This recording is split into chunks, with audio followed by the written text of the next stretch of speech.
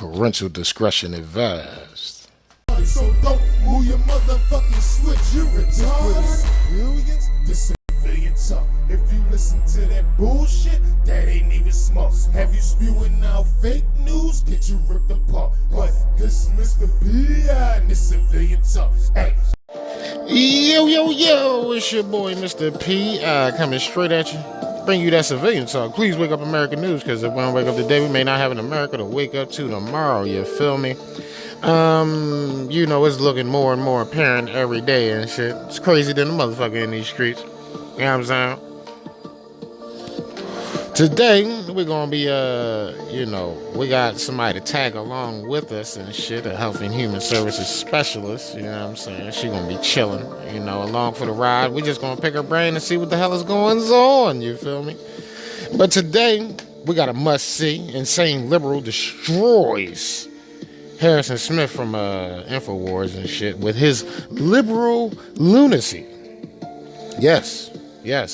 All his arguments is the upside down world we live in. And when you hear it out loud, you say, oh shit, we really live in an upside down world and shit. We got a fake news cover up that's being rolled out. You already know, you know what I'm saying? Johnson & Johnson, a Project Veritas video, just got published, part 3 of a 3-part series. It might be a 12-part series the way they going. They got motherfuckers on the ropes. You already fucking know. Kids should not get the fucking COVID vaccine. That shit is crazy. Already know we got some Joe's been hiding. Because it's all theater to him and shit. This motherfucker got a mock set with mock windows. It's all fake and fugazi. Taking his booster shot. Raise your hand if you think Joe's been hiding just had a booster shot. Yeah, I can see that nobody raised their hand on that one and shit. So y'all smart. But, if you just happen to be an idiot, lunatic lefty and shit, you know what I'm saying? You're not. And we're going to tell you why in a minute. You already know. This shit is going to be crazy. We got the daughter of Ontario, Canada, premier saying that this whole COVID shit is just an agenda. You know what I'm saying? That's very fucking interesting shit. We also have grocery shortages causing nationwide panic. And so much more. So don't move your motherfucking switch. You already know we're going to be back on the other side. And who else would it be? It's your boy. Yo, it's your boy, Mr. P. You already know, coming straight at you. Listen, I appreciate all the support you bring to the show. I appreciate all the time you take out to listen to the show. But remember, just holding that information hostage is selfish as hell. You already know. So remember, you got to share the show. You know what I mean? Please continue to support the show on Cash App and PayPal. You already know. Remember, at Mr. P.I. 55. You already know. There's no other Mr. P.I. 55. There's only Mr. P.I. 55. You already know. And listen, I want you to know how much we appreciate your airspace. I want you to know how much we appreciate you trying to wake yourself up. I want you to know how important it is for all of us to come together and say no to this tyrannical environment we're living in. You already know. I want to say thanks again. Get your weed ready, your lighter handy, and understand that if we don't wake up today, we may not have an America to wake up to tomorrow. So, listen, it's our show. And remember, it's your boy. CivilianTalkPodcast.com. CivilianTalkPodcast.com. Take your ass over to CivilianTalkPodcast.com. Word on the street section. It's going to open your eyes to a whole new world of shit, bro. Trust me.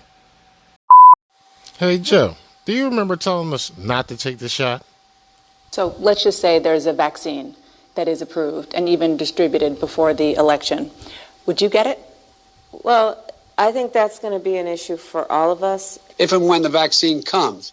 And it's not likely to go through all the tests that needs to be and the trials that are needed to be done. When we finally do, God willing, get a vaccine, who's going to take the shot? Who's going to take the shot? You're going to be the first one to say, sign me up. They now say it's okay. And the question of whether it's real when it's there, that requires enormous transparency. You got to make all of it available to other experts across the nation so they can look and see. So there's consensus, this is a safe vaccine. If the president announced tomorrow we have a vaccine, would you take it? Only if it was completely transparent that other experts in the country could look at it. only if we knew all of what went into it. If Donald Trump can't give answers and the administration can't give answers to these three questions, the American people should not have confidence. But if Donald Trump tells us that we should take it, I'm not taking it. I think if the Biden administration says we should take it, we not taking it. Thanks to you kids, we now know the virus is a hoax. They included flu, pneumonia, and other infections to boost the numbers. Let's find out who is really behind it all. Like President Trump is definitely behind one of these phantoms. Xi Jinping? Dr. Fauci? Like I thought doctors were supposed to help people, not scare them. Microsoft's Bill Gates? Not only a computer guy, he's a notorious vaccine pusher who wants to reduce the world's population. I get it. So Bill Gates wanted to vaccinate everyone after Fauci convinced them there was a deadly disease outbreak. That's diabolical. Yeah, that sounds pretty bad. Don't worry, kids. These globalists won't get away with their pandemic hoax this time. Where they're going, they'll be locked up for a long good while in the big house. Yeah. Better than a rock round at home. And it's fucked up when you gotta get Scooby to go figure some shit out.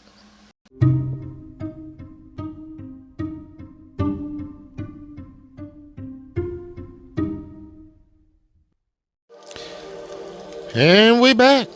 You already fucking snow, man. It's fucking bananas and pajamas out in these streets. Did you know that? Did you know? Hey, look over there. You'll probably see a naked guy diddling a kid or some shit. Fuck around, see an Afghani choking his wife out or some shit. You fuck around, catch a bullet stray, Could be anything these days. You know what I'm saying? Very ridiculous. This COVID shit, man. It seemed like the more and more we wait on it, the more and more they prove us absolutely the fuck correct. Like, we sit back and be like, all right, what's going to be next? And then it's really some shit next. It's like, here goes some more shit. Like, shout out to my man James O'Keefe, man. He fucking spending that money the right way, man. Thank you, Mr. James O'Keefe, for fucking continuing to pull the truth out of fucking thin air sometime, you hear me? Thank you. This motherfucker from Johnson & Johnson, these motherfuckers from Johnson & Johnson, they like, look, we down with all the fucking, draconian measures, but you shouldn't be giving this shit to kids. You down with draconian measures, but you shouldn't be giving it to kids. Now, I'm all for that. You know what I'm saying? I actually feel the same way. You shouldn't be giving it to kids. But how come you aren't saying that publicly? Oh, don't say I said that shit. Don't quote me on it. All right, I won't quote you for shit. I'll let you quote yourself off this hidden video camera, dickhead. How can you live with yourself?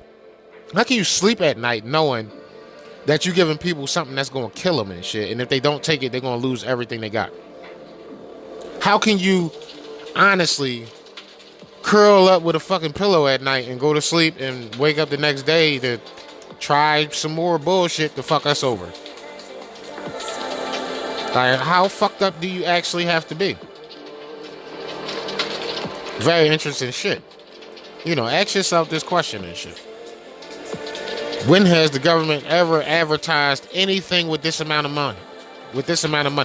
Besides army videos and shit. Join the army, join the Navy, join the Air Force. Know what I'm saying? These motherfuckers is literally like, look, listen. How about you just, you know what I'm saying? Just shut the fuck up. How about we just censor you on Facebook if you don't shut the fuck up? How about we censor you on Instagram if you don't shut the fuck up? How come I gotta shut the fuck up? How come I can't question this? In my Dr. Fauci voice, because you ask too many questions. The questions is, Mr. P's, you always ask too many of them and shits. Fuck that media press pass shit. You don't ask questions, you just shut the fuck ups. Your nose. Well, no, Dr. Fauci. I question everything. I'm a questioner. You know, some may call me a questionnaire. You know what I'm saying? This shit is fucking crazy, but you know, in the spirit of having some company today and shit, you know what I'm saying? We have ourselves a Health and Human Services representative on the line. Yes, we do. And she just, you know, we're just gonna pick her brain a little bit, see how she feel about the pandemic and the COVIDs and all that shit, and you know what she think. You know how she feel about the mandates and the draconian measures and shit. You know what I'm saying? You know, I think this would be very interesting shit coming from somebody that actually works in the field and shit. You know what I'm saying? That deals with these people. You know what I mean? I really want to ask her, like, when did she realize her red pill moment? And I think we will ask her that tonight. I think we will find out what her red pill moment was. And what has she been doing ever since she's been red pilled? See, these are the true questions motherfuckers want answers to and shit. So, all right, so how was you red pilled? Well, you know, I could have been watching TV, blah, blah, blah, a movie, whatever. You know what I'm saying? And I was like, hold on, man. That seemed like it could be too realistic. Well, instead of speculating, I digress, and we're going to check her out in a little bit and shit. But, raise your hand if you stayed locked down the whole time of this COVID shit. If you stayed in the house and only ordered your groceries via delivery service, raise your hand. Come on now. Don't be like that. Don't be petty and shit. Raise it. Put it up high. You know what I'm saying? Y'all need to understand, like, this shit is truly not a fucking game, bro. You know what I'm saying? It's a global takeover, world takeover, and, you know, motherfuckers don't care. They don't care about the future, their kids' future, their future. They don't care about shit. It's all about what can I get now. That's all people care about is the now. What about in the future? You know what I'm saying? You know, you spending however X amount of dollars now. How much food you got stored up in the event that you can't get food for 3 months? Or 1 month? Or 1 week? You know what I'm saying? You know, how many, you know, firearms do you have? How many cases of ammunition do you have for those firearms? How many pieces of bulletproof material do you have to stop other people with firearms from killing you first? Like, there's going to come a time where shots is going to get fired. I mean, whether they get fired at you or they just coming through your fucking window, you're going to have to man up and arm up. We had one of the largest gun buying periods in history this year. And a lot of people don't know about it. A lot of people do know about it. They doing ammo bans everywhere, so you can't get no motherfucking ammo and shit for your gats and all that shit. But, you know, it is what it is. But, I gotta tell y'all, man. Looking at fucking, you know, the Joe's been hiding, you know, situation and shit. You know, and all the gaslighting and shit, man, it's just it's just ridiculous, dog. You know what I'm saying? Do you believe in magic? I believe in God. So, I mean, I guess that's considered magic to somebody. So yeah, I believe in magic. I believe there's something I can't see that's protecting me against things I don't know what's to come. And I believe there's something out there that's protecting you too. Lefty loser. You know what I'm saying? So with that being said, in the spirit of civilians talking, on Civilian Talk with your boy, Mr. P.I., you already know. We're going to kick it over to our Health and Human Services specialist. We're going to get her on the line, see what she got to pick her brain and shit, you know what I'm saying? So, yeah, let's do it, man. You already fucking know. Let's get it popping. And we back. You already know. So, you know, we got our special guest on, you know, Ms.CJ, you know what I'm saying? Coming through, hanging with us, you know what I mean? So, Ms.CJ, how you doing tonight? I'm doing fine. How about yourself? I'm pretty good. I'm pretty good. Just trying to, understand what's going on in the world. It's not as easy as most people portray it to be. You know what I'm saying? I definitely understand that.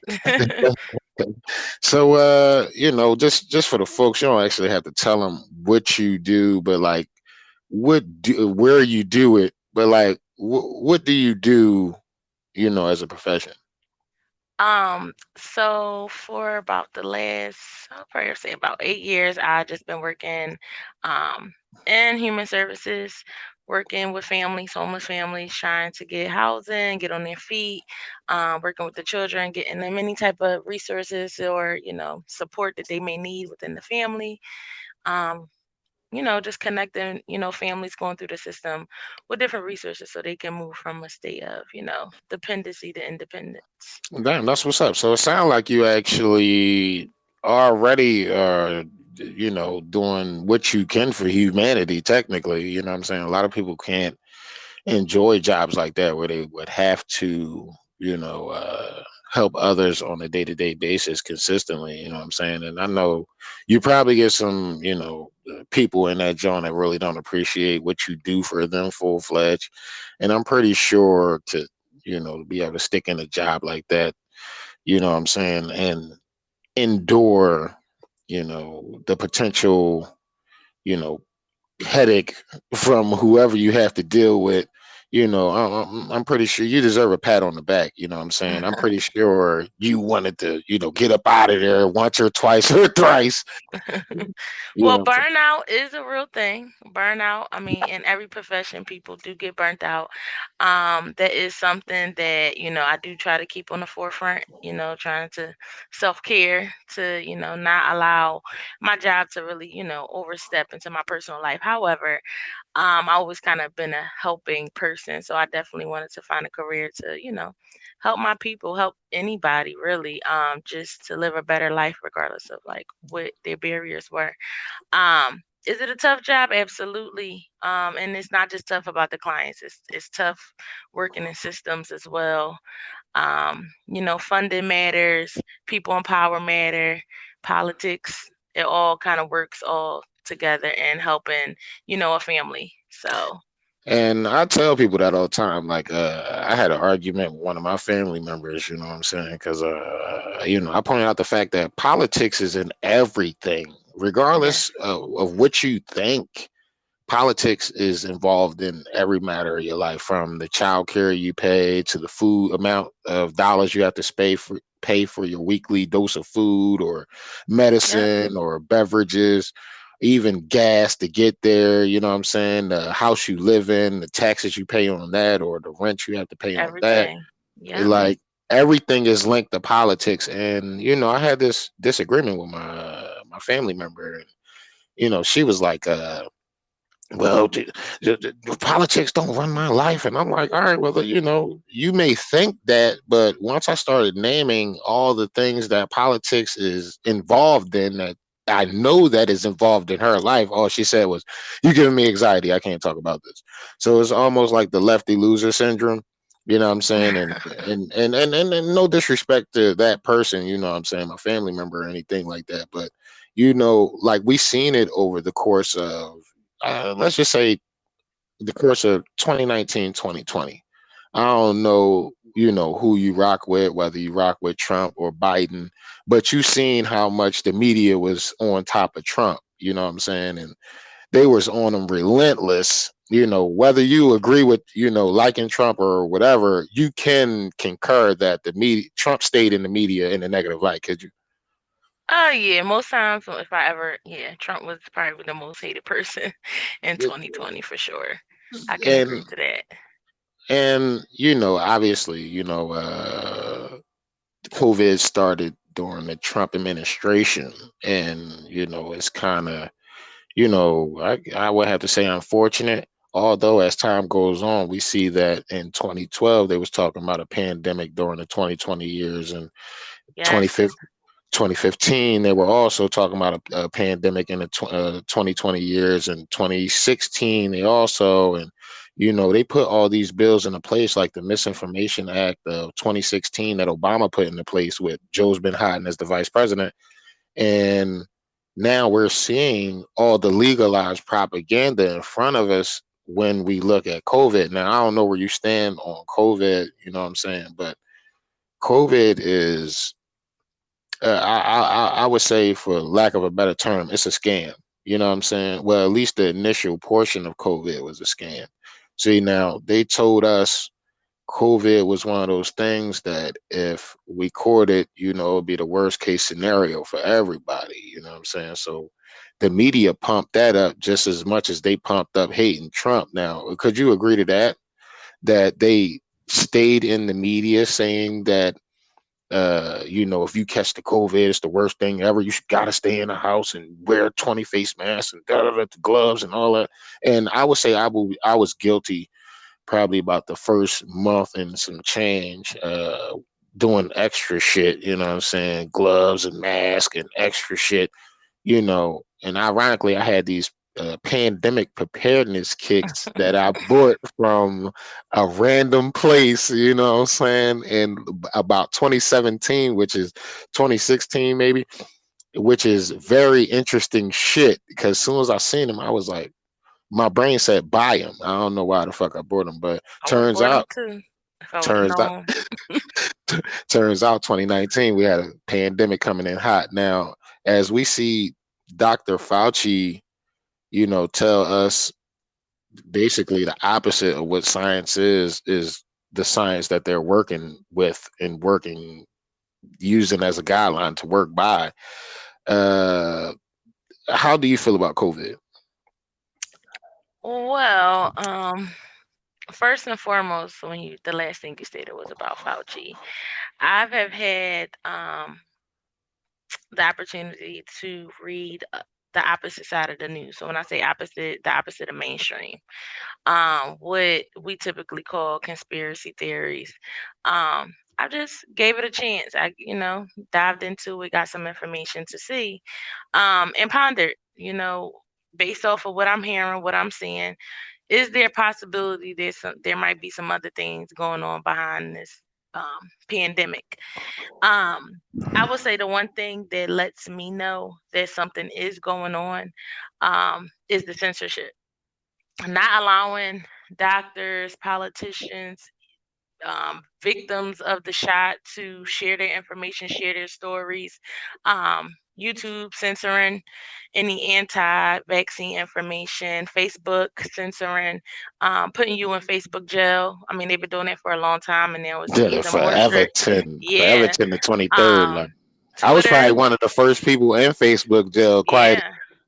I know you talked about Nicki Minaj a few weeks ago. That's a prime example of, censorship. It's Yeah.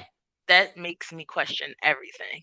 I mean, So, it's very interesting shit to see how hard they're working yes. on And these me being a situations to shut you up. Like, Right, and me being working in the human service field, that's something that I kind of took an oath to do to support people's rights, and everybody has the right to share their story. And once the government has, started to censor people, it does make you question. I think that really all human services workers should be diving into this because this is kind of what we signed up for.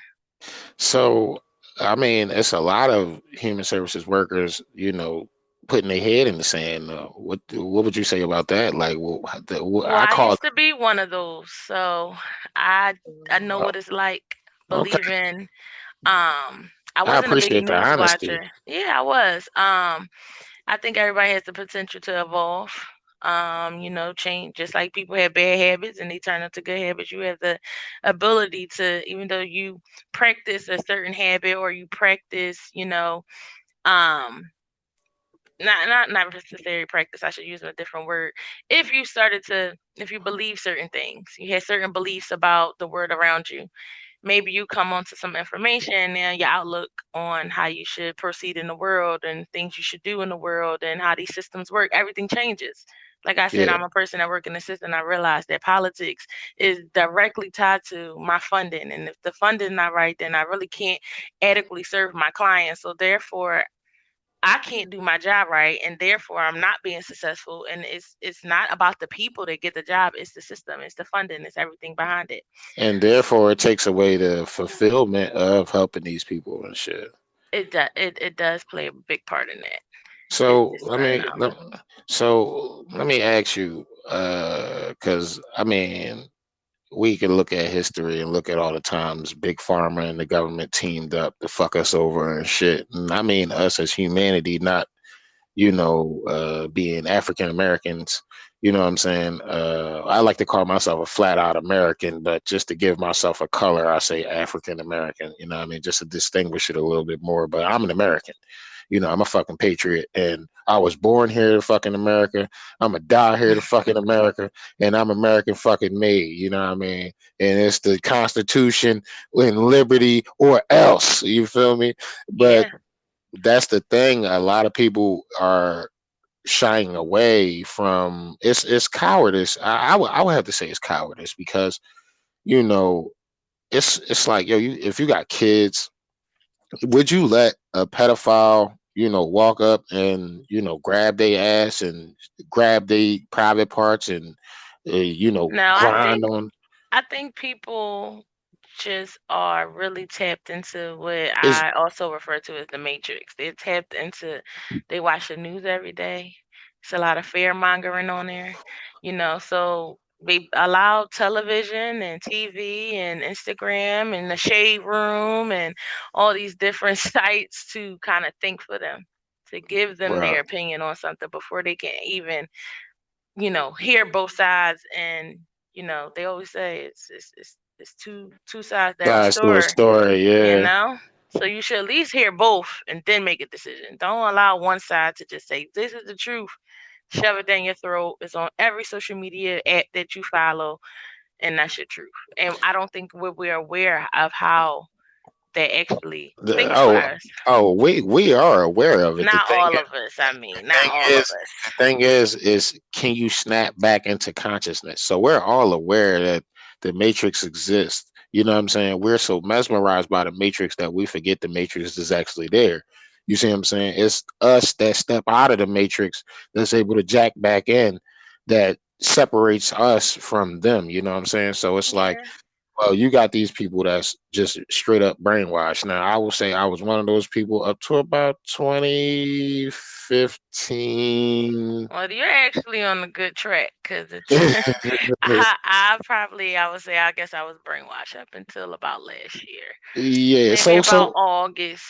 what was your come to Jesus moment and shit? What was your come to Jesus moment when you Um, realized you was brainwashed and you was what the fuck is this? When you realized you the was inside. moment I started questioning everything was definitely when it was coming down to whether I was going to send my son back to school or not.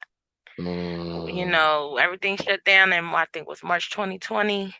They were Yeah. opening schools again, and that was a big factor. Yeah. Being a mother is one of the most important roles that I do have. So, you want to make the best decision. I consider, everybody's like, well, what about their mental state? They need to interact. They need to get outside. Me and my husband did start to, do activities outside just to get, my kids out the house more.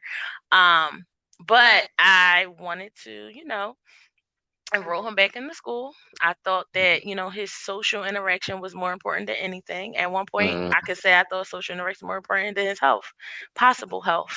wow. Um, so I was willing to send them back. I didn't consider the mask mandate. My son is asthmatic. Right. Um, I didn't consider the germs that, kids get a bunch of germs anyway, way before the pandemic. Kids came home with hand, mouth, or foot, cold, flu, all types of things. But Absolutely. now, thinking that COVID was like the worst thing that has ever happened to us as, living beings in this time. It was something to consider. So, but actually, to get to the main point, I started to listen to some podcasts, and I came across a lot of nurses talking about how school was with the kids that Mhm. remained in school because school was doing like you can bring them back or you can stay See, virtual at some point. see, but that's the thing. When you send your kids to school, what it's a metaphor, but you'll understand it when I'm done and shit. when you send your kid to school, they go from the outside to you pull up to a building that you can't see in, right? And then you send your kid in there and shit. And then you expect when you pull up at the end of the day for your kid to come out the same way they went in. They never do. Well, You know what I'm yeah, I saying? can agree with that.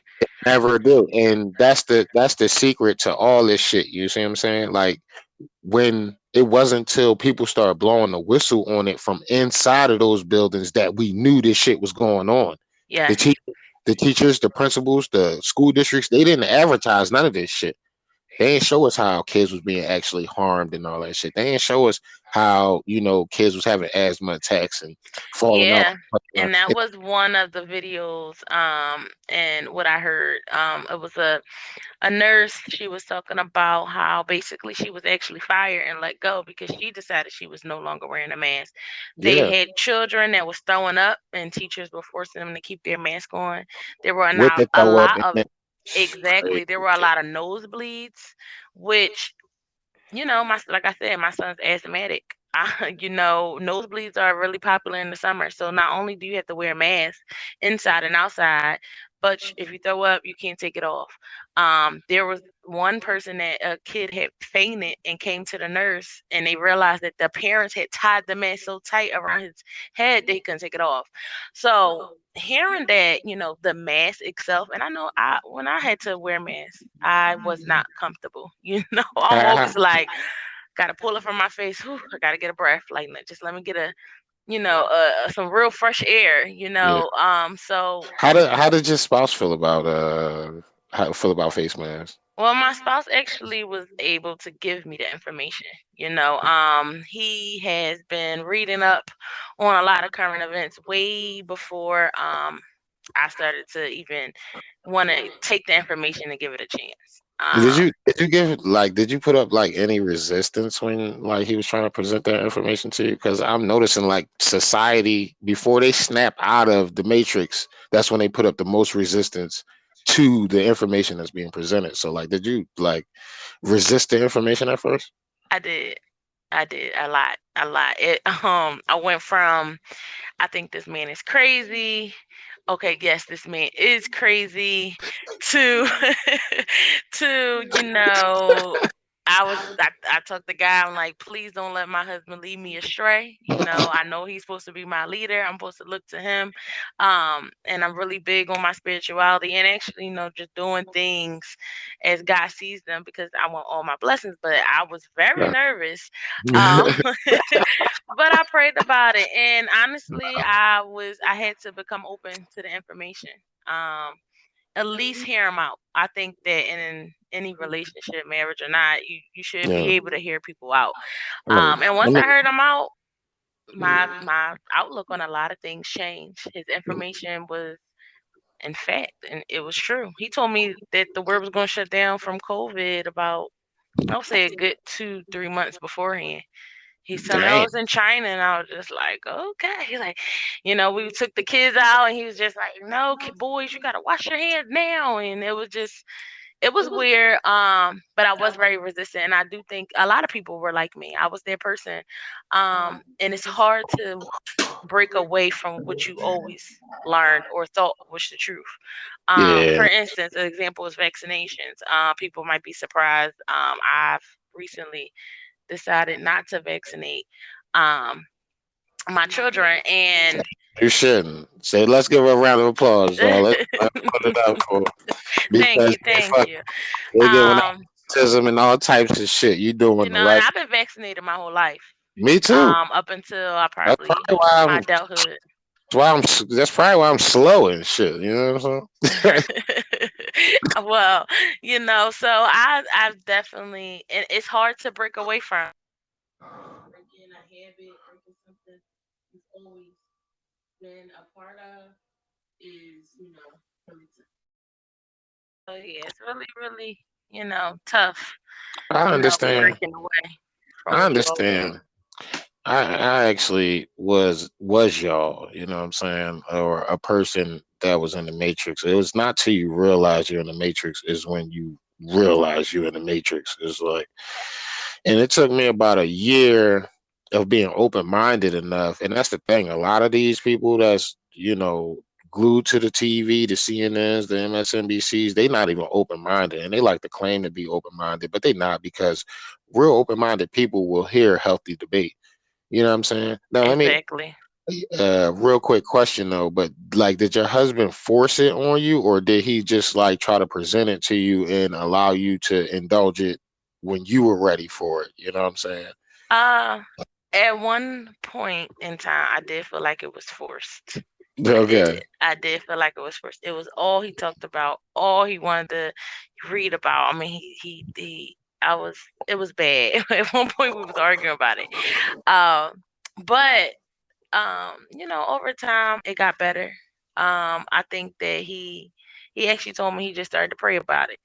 Pray that God can open my eyes to be, open to, the crazy things that are going on around us. I mean, our children are under attack, our minds are under attack, um, our bodies are under attack, our freedoms are under attack. It's a lot of things that are on the line right now. So I understood now. Truly understand why he was so persistent and making me and wanting me to understand. And I would just say, since then, we better than ever. You know what I mean? It's a group cohort to make sure that we make ends meet, as well as make sure that our family has everything that they need, whether we're here or not here, to survive. You know what I Yeah, mean? To make it out. So um, it was that's what's forced. up. Sometimes information, everybody, takes in information differently. Some people need a cut, dry, and throat type of approach, and other people need to be weaned the information. Yeah. Because like you mentioned, people say that your family member said she had anxiety. I totally understand that. It's not easy to accept. It's really not. It's not easy to, you know, watch people on TV basically lie through their teeth and Yeah, believe that with a something straight face. doesn't work or something that's safe, and they don't know if it's safe. Well, that's because it's all premeditated. And I Yeah. like to explain that part to people. I'll be like, listen, man, like this COVID shit, like we like to sit back and just think everybody got our best interests at heart and all that shit. But when you finally realize that the immigration over the border is not for people to be free, is so they can replace you, and then when you realize that the job that you got is forcing you out because you don't agree with the way they want you to live and shit. Since when did your job tell you what kind of house you can buy, or what kind of car you could drive, or what kind of underwear to wear? You know what I'm saying? Like, That's where we're headed. and that's ridiculous. That's a brand new slave class that a lot of people aren't even realizing is coming in hot. Like when people say, "Oh, well, it's Marxism. Marxism is communism. Oh, well, it's socialism. Socialism is communism. The communism is communism." And these technocrats and these globalists and the Democrats and shit, which I like to like find words inside a Democrat that if you take the crat away and shit, like what word could you make? You can make demo, you can make demolition, you can make demon. How come you can make all these words, you know what I'm saying, with the word Democrat, you know what I'm saying? And it's really crazy. And then when you look at I want to say the logo of the Democrat, it's a jackass, and it's like I get it now. You know what I'm saying? Because in Well, the order logo of the WHO organization has a snake around it. So with on a stake and is spiked into the earth. I mean, exactly. I don't understand how a motherfucker could literally trust these people with a straight I face, think we just see things. We don't actually, people don't read into them. People comprehend don't that. believe in symbols and signs and all Yeah. those things. Once you start looking into symbols and signs, you realize that a lot of the shapes people put up, these little, what do you call them when people put up their, I don't want to call them gang signs, but different signs, even celebrities put up, you'd be Hmm. surprised what they're representing, what Yeah. they're It's showing Yep. honor to. We don't Yeah. know. We just Yeah. copy. Yeah, well, that's the thing. Like, it's the mockingbird. You know what I'm saying? This that's why we call people zombies, and that's why we call people mindless, and that's why we call people NPCs, non-playable characters. If you ever played a video game and you get a choice of two characters, but everybody you meet you can't play as, those are non-playable characters where they just do mindless shit while you playing the game and shit. They are non-playable characters, and it's sad because some of these people are our loved ones, some of these people are our friends, some of these people are our lovers, some of these people are our sons and daughters, our nephews and nieces that are being indoctrinated. I call it the slave mom syndrome and shit, where you're indoctrinated into being an idiot. You know what I'm saying? That you can read all the books in the world and not be smart, not have common sense. And a lot of people don't get that part. Like I like to tell other men that age don't make you a man. Being a man makes you a man. Now make that make sense. You know what I'm saying? You got to do manly shit in order to be represented as a man. You see what I'm saying? So acting it's a lot of fugazi shit going on, and this COVID shit is a big part of it and shit. So just for instance, right? We gonna go through some news while we got you and shit, because I think that'll be a fun exercise. You know what I'm saying? And I think you have a little bit of fun as well. You know what I'm saying? So we have an article right here from InfoWars and shit. It say it's all theater. You know what I'm saying? And it's funny that the article starts with "it's all theater." You know what I'm saying? Because it is all theater. Everything that Democrats do is theater. Do you like take AOC for instance, right? And I'm pretty sure you don't know nothing about AOC or whatever the fuck. You know what I'm saying? But this bitch gets paid by the same people that's paying for the defense system in Israel, and the bitch is crying or fake crying at the fucking in Congress because she didn't get her way and shit. See, we got people like this in charge of our lives. You understand what I'm saying? She's in charge of a district in New York. You understand what I'm saying? And she's a complete fucking idiot. Like legit a complete fucking idiot. It's sad because the bitch was a bartender. Now, nothing against bartenders and nothing against anybody that's in a fucked up situation or got a dead end fucking job and you trying to come the fuck up. Nothing against you at all. You know what I'm saying? Shout out to you if anything and shit. You working hard. But this bitch went to college to be an actress, and now all she doing in Congress is acting. You see what I'm saying? So it's all a fucking theater. So Joe Biden staged a COVID booster on a mock set. You know what I'm saying? So it's crazy because you would think you see the president getting the booster shot next to some windows and shit, right? And then I didn't even peep that the windows is actually cracked. Oh shit. Oh shit. The windows is actually cracked. So it's really ridiculous, you know what I'm saying? But you know why? You know what I'm saying? Why? You know, and then you know when somebody is actually doing something because what they do is they try to invert the reality of it and shit. They try to act like the shit fugazi. Now, I think it's funny that all the shit that we thought this nigga was doing, the fucking comic came on behind him doing it and actually said something about it, said something about the exact thing, all the things that we would say that we believe this conference is and shit. You know what I'm saying? Because it's on a completely fake set, you know what I'm saying, with an outdoor background, and we didn't even peep that it got windows on there and shit, like, and the fucking, yo, this shit is crazy, and they got, like, trees in the window, like, the shit is really outside and shit, like, it's really fucking strange and shit, you know what I mean? Joe Biden received the COVID booster shot in front of a live television audience in a sound stage with a fake White House backdrop. After delivering a speech on Monday about his administration booster shot rolling out, Biden stepped from the podium to a nearby chair with the mock set of the White House background behind him and took a booster shot on live TV.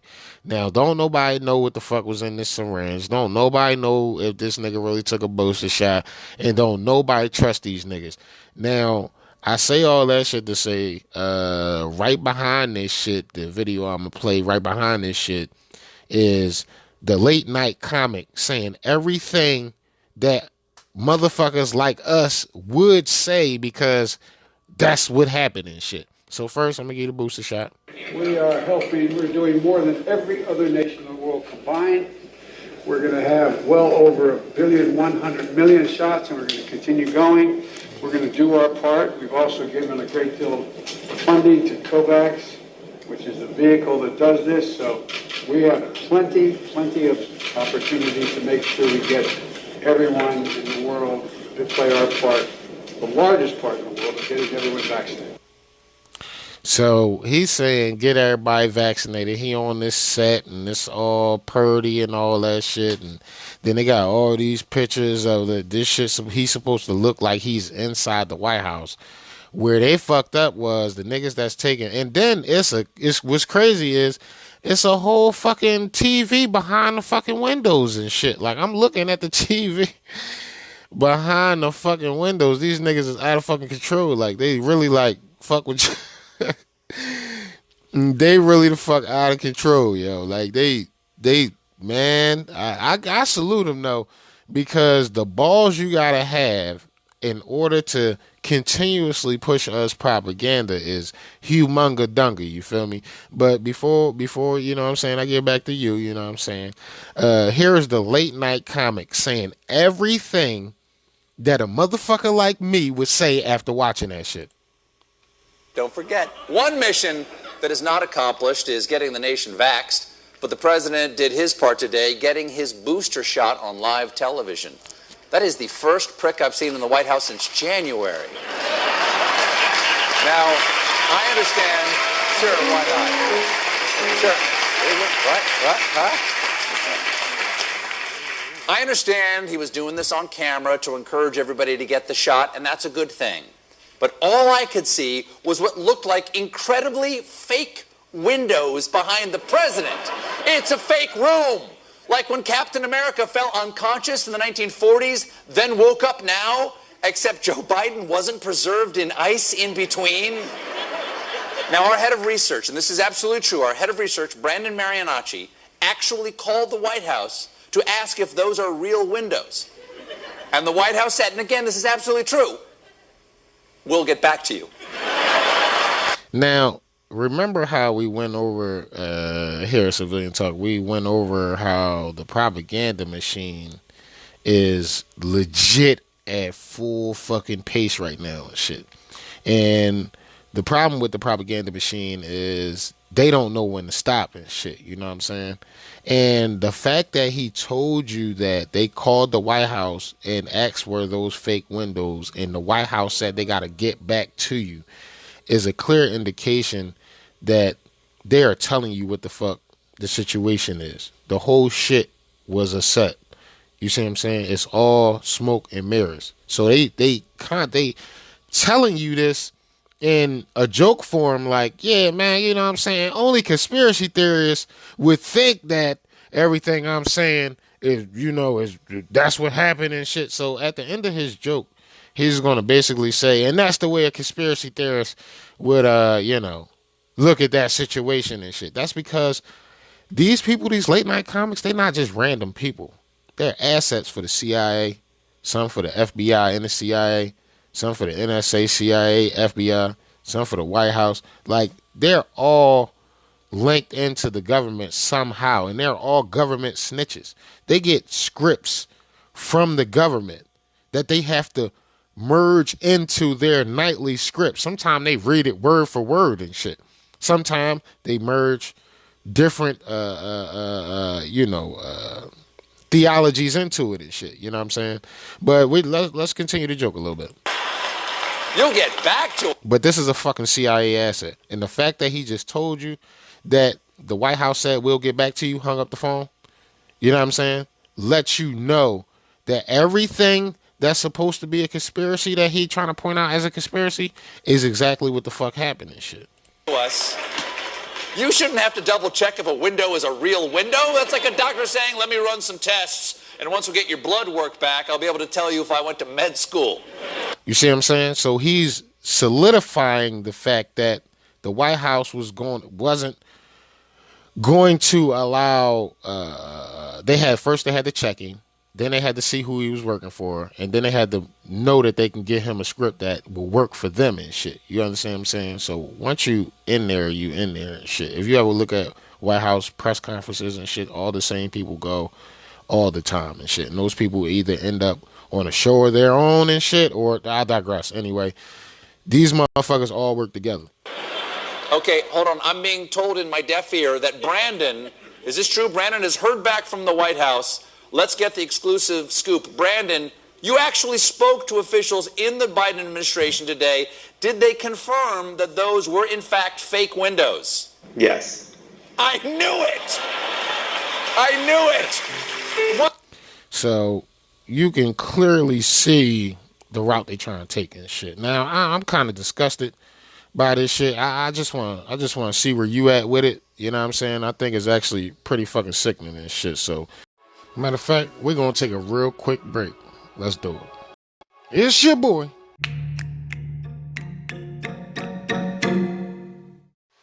Hey, Nikki, man.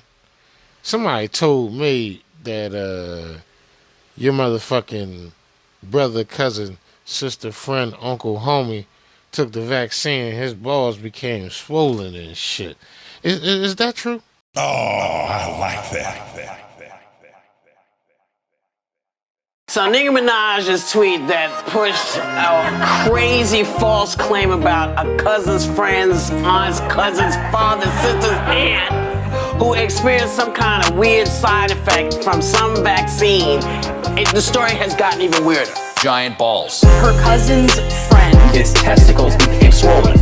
I want to interview the balls.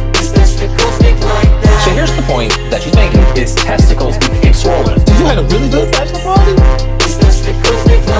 Nicki Minaj's cousin's friend's balls. He has swollen testicles. Orchitis is the term. COVID vaccines do not cause swollen testicles. Are you calling Nicki Minaj a liar? This stuff about swelling? It was Pfizer. We offered a call with Nicki Minaj. I'll circle back on that one. Swollen testicles. Swollen genitals. Swelling to his genitals. I need you to follow me with this. If Nicki Minaj's cousin's friend is watching, or his former fiance is watching, we want to hear your story. Her cousin's friend. His testicles became swollen. I want to interview the balls. It's not complicated. His testicles became swollen. You had a really good bachelor party? Pray about it, she said. Don't be bullied. Things blew up from there. It's the last part of Nicki Minaj's tweet that enrages them. You can't allow people to force you to take drugs that you don't want. And if you allow people to force you to take drugs you don't want, you're done. What happened to Nicki Minaj's cousin's friend's balls? And what was sad about this is that it wasted our time. It's Nicki Minaj's cousin's friend's testicles who are swollen from taking the vax. At least it got Tucker Carlson to defend a black woman. Her cousin's friend. His testicles became swollen. I want to interview the balls. So here's the point that she's making. His testicles became swollen. You had a really good bachelor party? Let me get this straight. A person can't speak about questions or thoughts they're having about something that they're gonna have to put in their body. What? Do y'all think that I would go on the internet and lie about being invited to the fucking White House? Oh my goodness. Guess what they're doing right now? If they assassinate me and make me look crazy or stupid, guess what? No one else will ever ask questions again. The Democratic Party jumping at the chance. Well, we can't make fun of the actual story anymore. Talk about testicles and balls till they drop dead. Her cousin's friend. His testicles became swollen. I want to interview the balls. It's not complicated. His testicles became swollen. You had a really good bachelor party?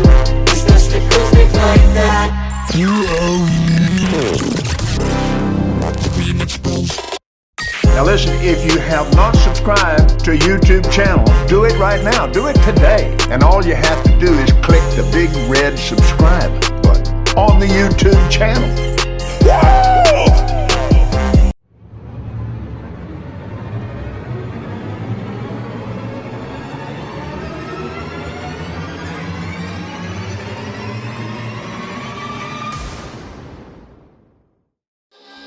And we back. Let's slide back to the action. Yeah, man, that shit just crazy. So, I mean, it's something petty and shit. We're gonna get into this Johnson & Johnson thing next and shit. That Project Veritas video, and then we're gonna discuss that at length. and we'll pretty much let you get up out of here unless you still got some time. You know what I'm saying? Okay. All right, cool. So yeah, so I mean, did you see the Biden take the booster shot? I did. I Yeah. did. I saw his little video. I don't think it was a shot. I don't think it was a shot. I saw that, and a few of my friends actually also posted it. Like, it could be just saline, could be water for all we know. Like you can't tell what liquid it is and I shit. think it really speaks to how dumb they just think we are. Because just because this is monkey see, this monkey see, monkey do. Hey, that's the My mom taught me not to do that. def- You see a motherfucker jump off the bridge, you don't jump as well. Like that, just because you took something does not mean anything to me. So, yeah. but the fact that they do it and people react and are influenced by it, it's probably why it works. But more people are waking up. I mean, I think it's crazy. These dudes is they desperate as shit. Like free weed, free donuts, free Free everything. like to take this for what? Like what the fuck? And now after you offer this all this free shit, you saying we're running low on patients. Like what the fuck? I thought this was an optional thing. I thought you was giving us incentives so it can still be optional and shit. Like Exactly. No, yeah, they did a number on us. They told yeah. us we got the shot, we couldn't get it. Then you Then, get the shot, you can get it. They told us you got the shot, you wouldn't have symptoms. Now, well, you will have some, but they won't be major. yeah, and then It's yo, they keep moving the goalposts and shit. How you supposed to score when they keep moving the goalposts? It's a yeah, kicker. man. It's rumored, and I have to, put emphasis on rumor. It's rumored that a lot of times these shops are going to force people to get the booster by saying now, in order to you have to be fully vaccinated, and the booster is included in fully vaccinated. And there's a lot of unvaccinated people because even the people with the first two shots are considered unvaccinated. So me and my friends got a little giggle out of that. Oh It's shit. wild. It's wild. Maybe got a neighbor that had the vaccine passport. Maybe that's why he took it off his wrist because now he's considered unvaccinated. Probably. Wow. Talk Crazy, about right? fucked in the ass. That is a Talk about whole ritual. force, coercion. That's rape. That's rape. That's medical rape. I'm sticking to it. That's medical rape. These motherfuckers is medically raping every fucking body. Hide your kids, hide your wife. They're medically raping everybody, y'all. Everybody. It's It's about to sad. be the baby soon, which is really sad. That's when people gonna start shooting though. That's the thing. It's they the more y'all comply, and I push this on the show all the time. The more y'all comply, the more they're gonna do. So the more y'all be like, all right, I'll get the passport. Okay, I'll download the app. Okay, you can watch my bank account. Okay, take the guns off. Take my guns. Okay, I don't need no freedom and shit. That it's just gonna keep getting worse, worse, worse, worse, worse, worse, progressively till you have nothing. And then it's not to you back on, not to you back picking cotton. Is when you ask the question. Hold on, where the fuck? Why am I picking cotton? How did we get here? Well, That's I the know how you got. question. I guess I'm gonna be. It was this show called Underground, and it was this one nigga that escaped, right? And he was just like amongst the whiteys as a slave master and shit. I see why he was a slave master now, because these niggas needed masters, and they hated him for being a slave master, but it kept him alive amongst all those fucking people because he was a slave master. And the thing was, these people was dumb enough to be slaves. That's what made him a master in the first place. Kanye did say, slavery was a choice. He got a lot of heat for that. And I admit, I was one of those people that gave him a lot of heat. And I will say now, maybe someone asks me, I might have a different perspective. Exactly, because it's bullshit to think anything opposite. You think you got 2,000 niggas on a plantation. They got guns, but it's only 20 of them. Like, we'll fucking kill the shit out these niggas and keep the land. Fear is a very powerful thing. That's the thing. If you can strike fear in people, you can control them. Essentially, you can See, take but away their freedom. that's why they canceling everybody that sound like us. If you sound like us, Absolutely. if Taking you, you off of social media, yep. you know. Yo, that's why I never went to YouTube. I'm so happy I never went to YouTube now, because so many of them niggas is getting canceled for telling the truth and being Yeah. real and trying to just share what's going on and shit. But so many people are resistant to alternative media as well, and that's a problem because Yeah. we're the ones telling you the truth, and the motherfuckers that you trust is dragging you straight to the lake of fire with a smile on their face because they like, okay, yeah, I'm gonna get 8 last. You know what I'm saying? And Yeah. I said, I've heard a lot of people actually mention it, and I say, in the times that we are now with technology, if people can easily just whip out their phones and record and upload it, why do we still trust mainstream media? I Why have do no we clue second guess, all the YouTube clips or all the TikTok videos or all the Instagram reels and, you because know, fives people norm. I remember my wife. yeah, but if people start thinking, if you Mhm. think about it, you should trust thy neighbor's news, if anything, not, the government pre pre-typed out, pre-told what to say on Yeah, television. yeah, Half of them yeah, say the same thing. right. You should really trust well, I would say the bootleg, because do be looking bootleg depending on what phone you have Well, the sometimes. pirates. You would call us the pirate media and shit. Okay, I call you the pirate media You then. know what I'm saying? Because we not bootleg. If anything, we the most authentic. You know what I'm saying? But the problem is we are pushed so far down by algorithms and shit. We gotta bully our way into your face. You know what I'm Yeah. saying? With shares and fucking, reshares, and you gotta post it to your story, and you gotta post it to your regular shit, and then you gotta post it there. You know what I'm saying? And you need people. It's called distribution by proxy, where I can make something, right, and you share it, and then people share it, and then people they know share it, and then people they know share it. They can't censor that. You Yeah. understand what I'm saying? They can't. The algorithm will be overwhelmed and shit. No AI is smart enough to censor it all at the same time.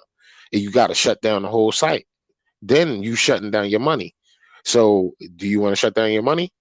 That's why they going through tremendous lengths to be able to control it. Once we start going around their controls, that's why if you notice, like, people that get banned come back in some other way, some shape, some form, under a Hmm. different name and shit, under a different page, and then they gotta use their actual resources that they pay for to go find these people.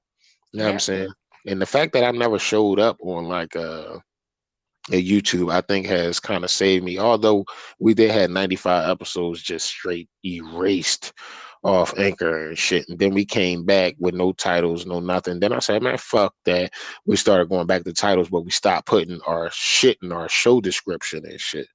So our show AI description. won't red flag the words and things. Exactly. So when it just look like I'm saying some bullshit, they like fuck it. You know what I'm saying? And it is what it is. But did you see that Johnson and Johnson Project Veritas video? I was able to take a look at it. I was. Yeah. Yeah. All right. So we're gonna take a ride for the folks and see how what I mean, how you feeling after this. We can discuss it a little bit, and then you can get on up out of here. You feel me? Um. So Johnson and Johnson kids shouldn't get the fucking COVID vaccine. Let's do it. So if it were your kid, would you get them vaccinated? I don't think they need it. So what would you say? Homeschool or get the vaccine? Honestly, I don't think a kid needs to get it. It's a kid. I'm curious. You know? You shouldn't have to get a vaccine. You're a kid. You know? Meet scientist Justin Barras, regional business lead Brandon Schatt, officials with pharma giant Johnson & Johnson. Both men echo startling admissions about their own company's COVID vaccine and their concerns on long-term repercussions for children. Kid. You just don't do that. Right. Not something that's so unknown in terms of the repercussions down the road. You know? He said So you would you don't know say the we don't know repercussions the down the road repercussions and of it? shit. I mean, how could you? There's nobody who's 30 years in, and said, hey, I got the vaccine, I don't have a third eyeball. So what do you think this is about? Do you think it's about the money? Politics, money. Okay, so then if you think that babies don't need to get vaccinated, then why do you think there's such a strong push for it? Justin Durant, scientist at Johnson & Johnson, is clear on one thing. Don't get this vaccine. And he doesn't want you to know that he said that. He even texted our journalist reminding her to keep what he said secret, saying if the public found out, he could get in mad trouble. Tell her to not get the Johnson & Johnson one. Don't get the Johnson & Johnson. I didn't tell you no. Okay. I didn't tell you no. I didn't tell you no. I ain't tell you that. I ain't tell you nothing. His Like, that's role in crazy. pushing policies that, quote, inconvenience the unvaccinated into second-rate citizens. The only way people really interact with so it's like if you're working for a big company. It's like you work for a big company, you're gonna lose your job. Best believe you're gonna be the first one in line. I mean, if you can't work, that's like a second-rate citizen. You can't do anything as a normal citizen. Inconvenience them to the point where it's like it's the odd, like not the odd, but I'm not as much. And as to what the media is saying about the Johnson & Johnson vaccine, So you said I shouldn't trust the media? In no capacity should we anything that they say. The government doesn't want to show that the darn vaccine is full of shit. I mean, see a registry of the people who aren't vaccinated. That's sounding very mean. I'm gonna go door to door and stab everyone. Oh, it's just your booster shot. Don't get the Johnson & Johnson. I didn't tell you no. She didn't want to take it because of her religious beliefs. She was coerced into taking it. They are not reported because they want to shove it under the mat. Do you think it's about the money? Politics, money. Then why do you think there's such a strong push for it? Well, it's like that. If you want to go to a bar, you need to come in with a table. That's like inconvenience these people so much. They're just like, So that's what we need to do. That's what we're doing. in the midst of the growing nationwide vaccine mandates, including mandates for young students, Duran leaves no question about this. Do not take the Johnson & Johnson vaccine, he says. Inconvenience the unvaccinated is something he says, quote, we need to do. Inconvenience them to the point where it's like, it's the odd, like, not the odd, but I'm not as much. You know what I'm saying? Like, I can't go out upstairs, I can't, my grandma's I can't visit her, I can't, it's just, he's smiling the whole time. He's taking pleasure in this shit. You just gotta keep doing things like that. So it's like, it's almost like a second-rate citizen. I know that's You're almost what? like Second-rate citizens. You can't do anything on a normal citizen. A second-rated citizen? Okay. Top grade, but when you get it, you're just like, Right. you can't do shit. So then how do we punish them? I mean, if you can't work, that's fine. But I like never people listen. People what? The only way people really interact is If it hurts their pockets. it affects their pocket. So it's like, if you're working for a big company, you're probably losing your job. That's me, really. That's what I'm lying. Right. You know? So if you're working for a big company and you're about to lose your job, you're going to be the first one in the line. Yeah. So true. So true. So that's what that's smart. That's what we need to do. I mean, that's what they're doing. Counting those great. He said that's what they're doing. You know what I'm saying? It's everyone needs to get vaccinated. You really don't need a vaccinated. It's in your you take, especially if it's not going to school. It's not going. If you want to go to school, you're not going out of your house. So at what age do you think people should? Once you go out and you have to go to preschool, you're around kids, I don't know what the hell Johnny down the block was doing. So that's when you go start.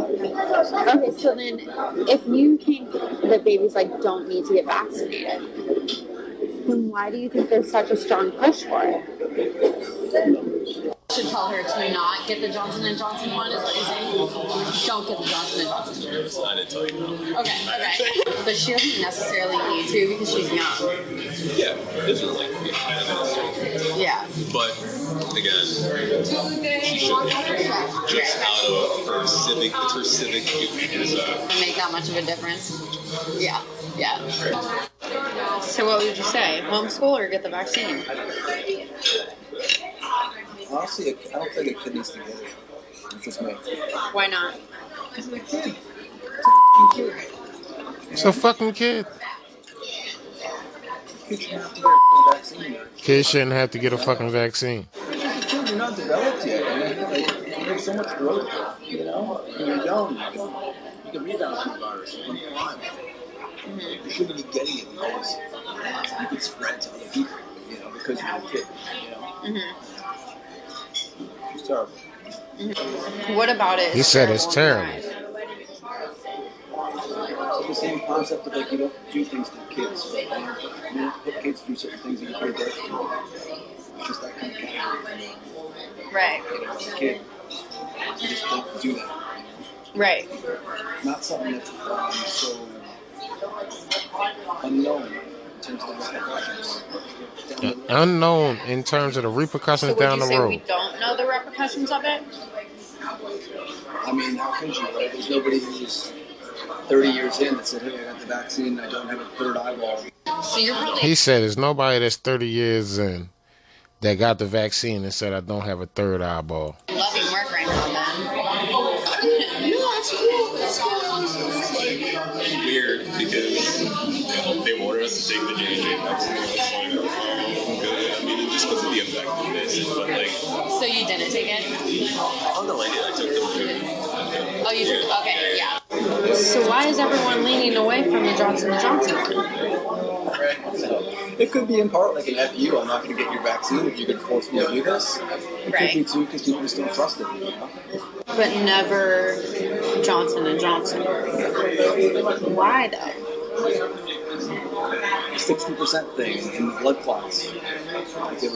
Brandon Schatt goes on to explain his views and that the problem boils down to a lack of transparency within J&J for both political and financial reasons. So what do you think this is about? Do you think it's about the money? Collection of everything. What? The collection of everything, I bet. What do you mean? Politics, money.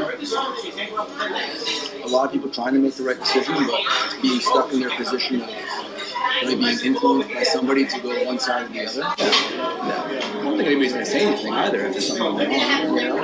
Why not? People are private, you know? Even J&J. What? Even J&J is. They're private? You don't really hear about this stuff.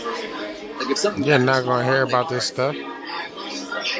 The 13 years that I've been there, at least my time in consumer products, they've had Tylenol laced with cyanide. something bad happened there. They had the recall products. I don't Wow. know if I trust people. I don't know if I trust, like, what the media tells us, you know. Shouldn't. So you said I shouldn't trust the media? No, why shouldn't we? Right. Why the hell should we? Hell no. No chance. No chance. What do you mean by that? In no capacity should we trust anything that we say. Yeah, It is in no startling to capacity hear employees of one of the should we largest ever trust pharmaceutical anything that companies they in the say. world refusing the very products they develop. If you are part of one of these big pharma giants, we invite you to reach out to us at veritastips@protonmail.com. Be brave. Do something. That is crazy. So that's pure ridiculousness and shit, you know what I'm saying? And yeah, man, that shit is fucking retarded. Like, and we also got an NBA player, you know what I'm saying? NBA star pushes back against COVID vaccine mandates, you know what I mean? Which he should. Our understanding of antibodies and natural immunity has changed a great deal since the onset of the pandemic.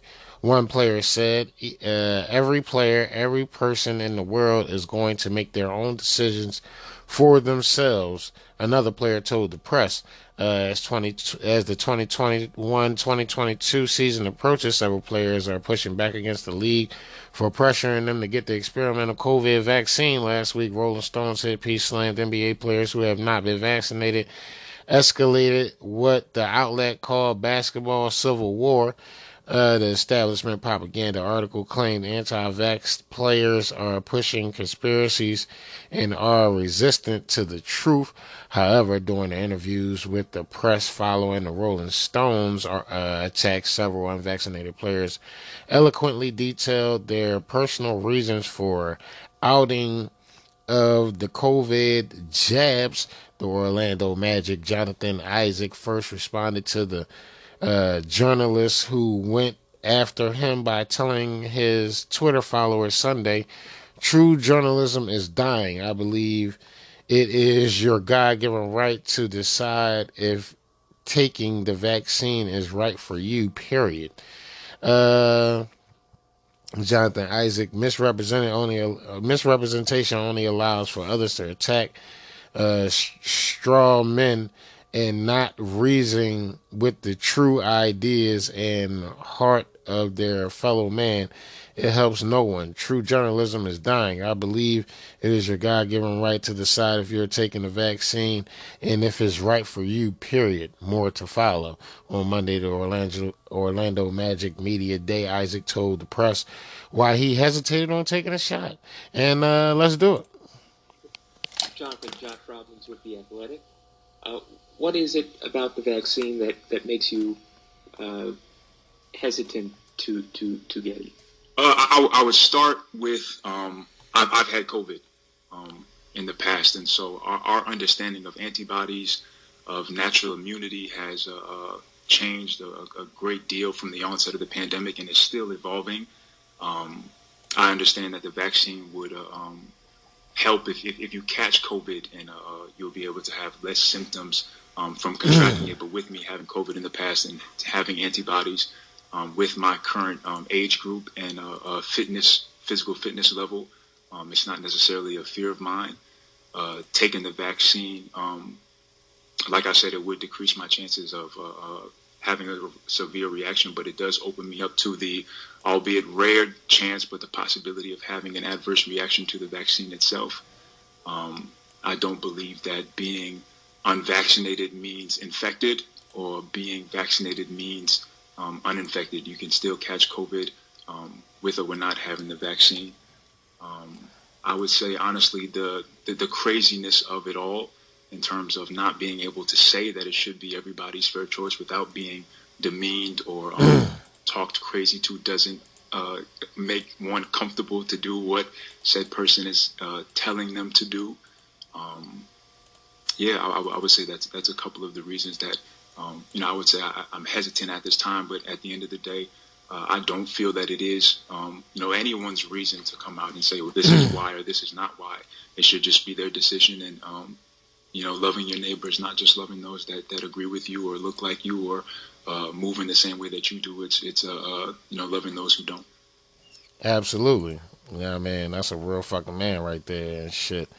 And we could do the full press conference, but that's up on civiliantalkpodcast.com. Jonathan Isaacs didn't kneel during the national anthem. He was the only one that stood up for that shit. You know what I mean?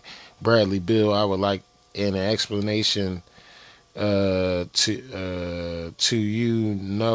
people with vaccines, why are they still getting COVID? Like, it's funny that it reduces the chances of going to the hospital. It doesn't eliminate anybody from getting COVID, right? Every player, every person in this world is going to make their own decision for themselves. I would like an explanation to people with vaccines, why are they still getting COVID? If that's something that we are supposed to highly be protected from. Like, it's funny that, it reduces your chances of going to the hospital. It doesn't eliminate anybody from getting COVID, right? So is everybody in here vaxxed? I would assume, right? So you all can still get COVID, right? Dummies. Okay, but you can still get COVID. Right. So, and you can still pass it along with the vax, right? I'm just asking a question. Oh, sure. And so, like, did having COVID back around the Olympics, like, that basically you're saying, like, I don't want to put words in your mouth, but did having it change your opinion one way or another? Like, did it kind of re-emphasize, I don't need the vaccine, something like that? No. No, that wasn't the case. I mean, yeah, I had it, but that doesn't mean I can't get it again, you know? I mean, it's no different than somebody with the vaccine. Like, I developed the antibodies for it, so my chances will be less likely now as well, right? But it's still a possibility I may get it. Just like there are players and coaches and staff who are vaxxed and missing camp right now because of it, so.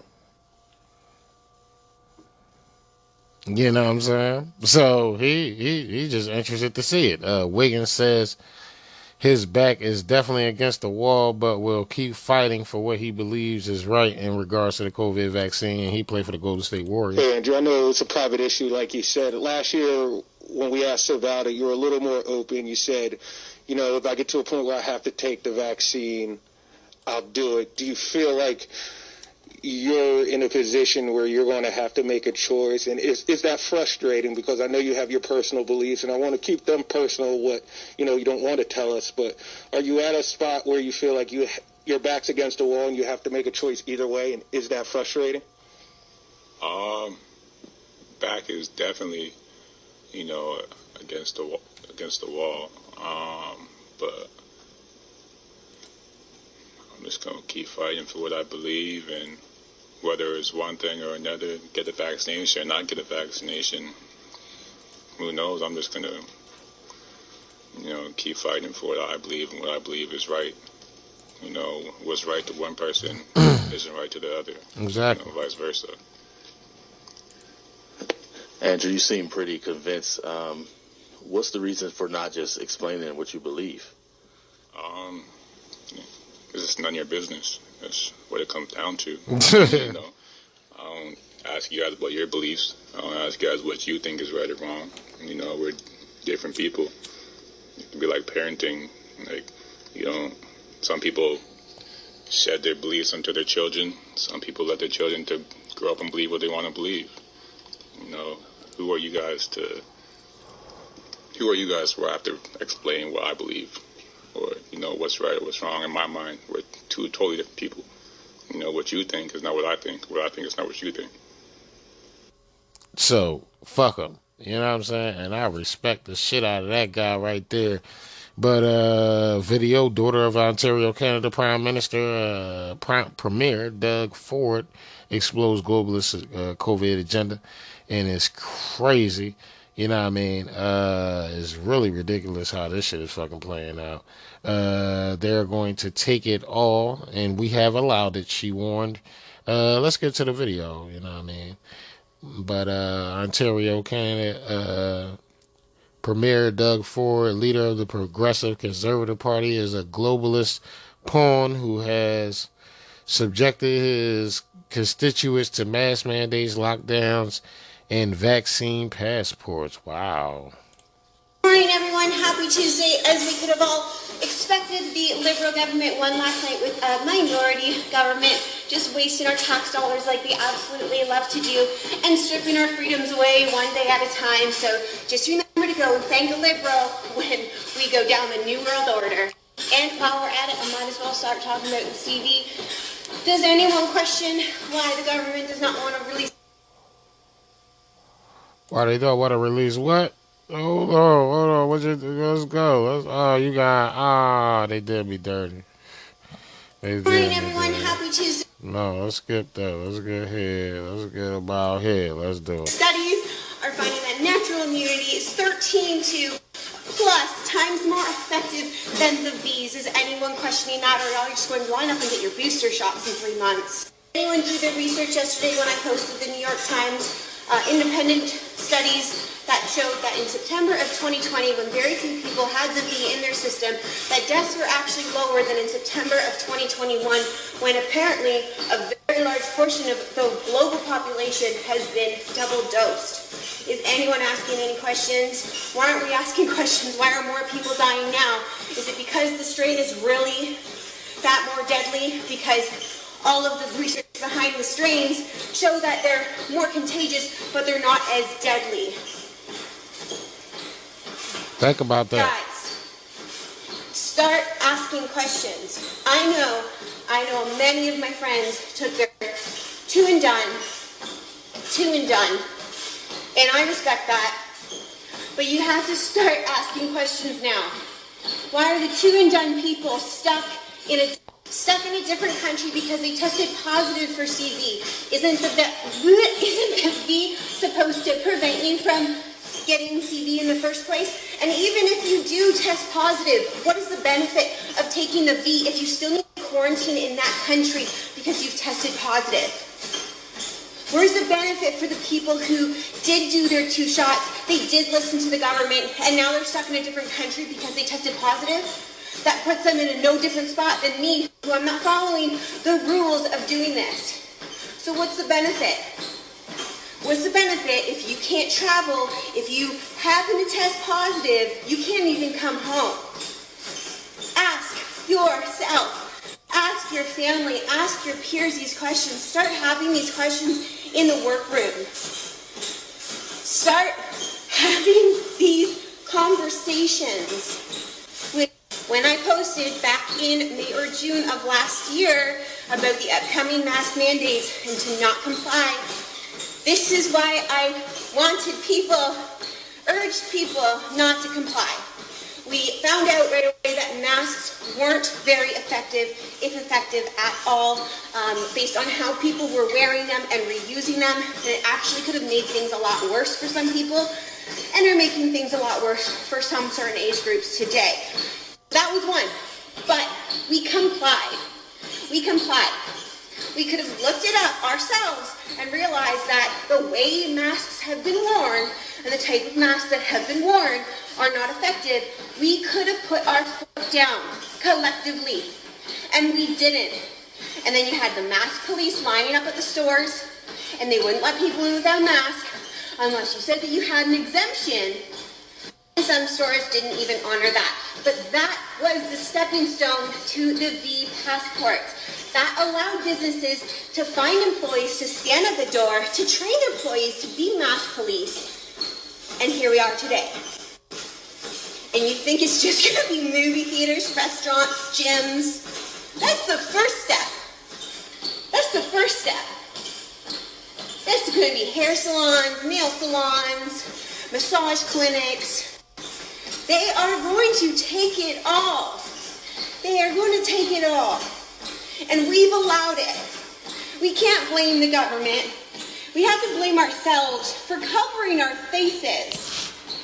If only we didn't cover our faces, we wouldn't be here today. But we are so compliant with what the government says that once they dangle a little carrot over you.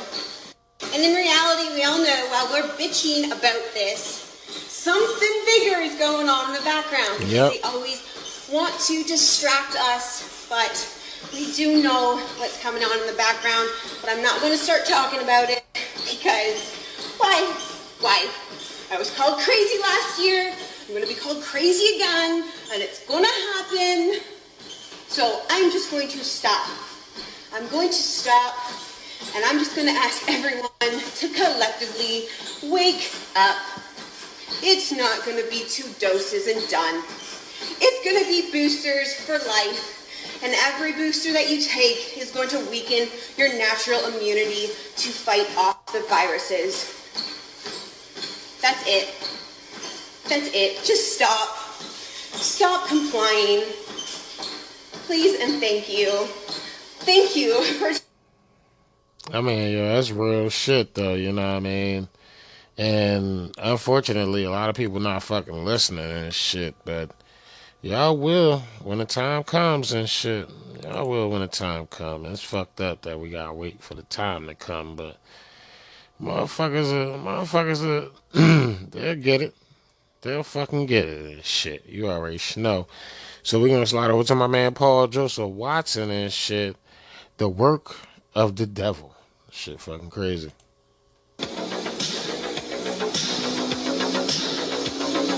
Pope Francis says conservative Catholics who criticise him for failing to defend the faith are performing the work of the devil. Au contraire. If anyone's doing the work of the devil, it's you. The Pope claims his critics are whipping up hostility against the Church. They're not attacking the Church, they're attacking you. Why do you act like your actions and statements are separate from and not representative of the Church? You're the supreme pontiff, for fuck's sake. You're the figurehead. Where you lead, the Church follows. And where you lead has been pretty fucking disastrous, hasn't it? Mandating everyone who enters Vatican City show a green pass to prove they've been vaccinated.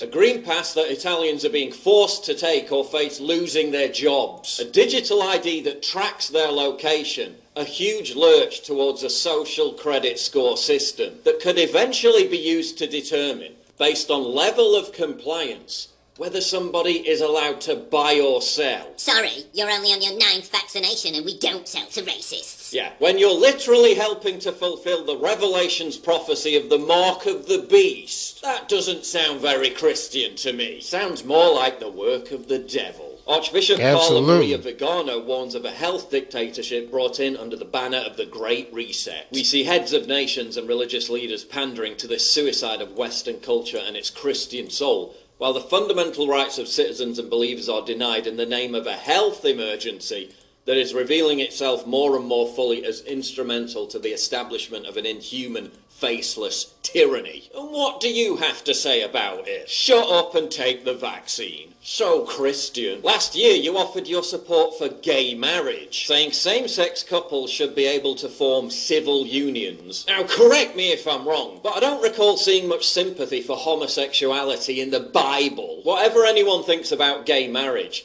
one thing you can't describe it as is being very Christian. Not according to Pope Francis. What are you going to do next? Endorse abortion? You also think there's no hell and that souls just disappear. Something that completely contradicts the Catholic Church's 2,000-year-old teaching about the eternal existence of the soul. No soul, no consequences. Do what thou wilt shall be the whole of the law. Yeah, that sounds like something.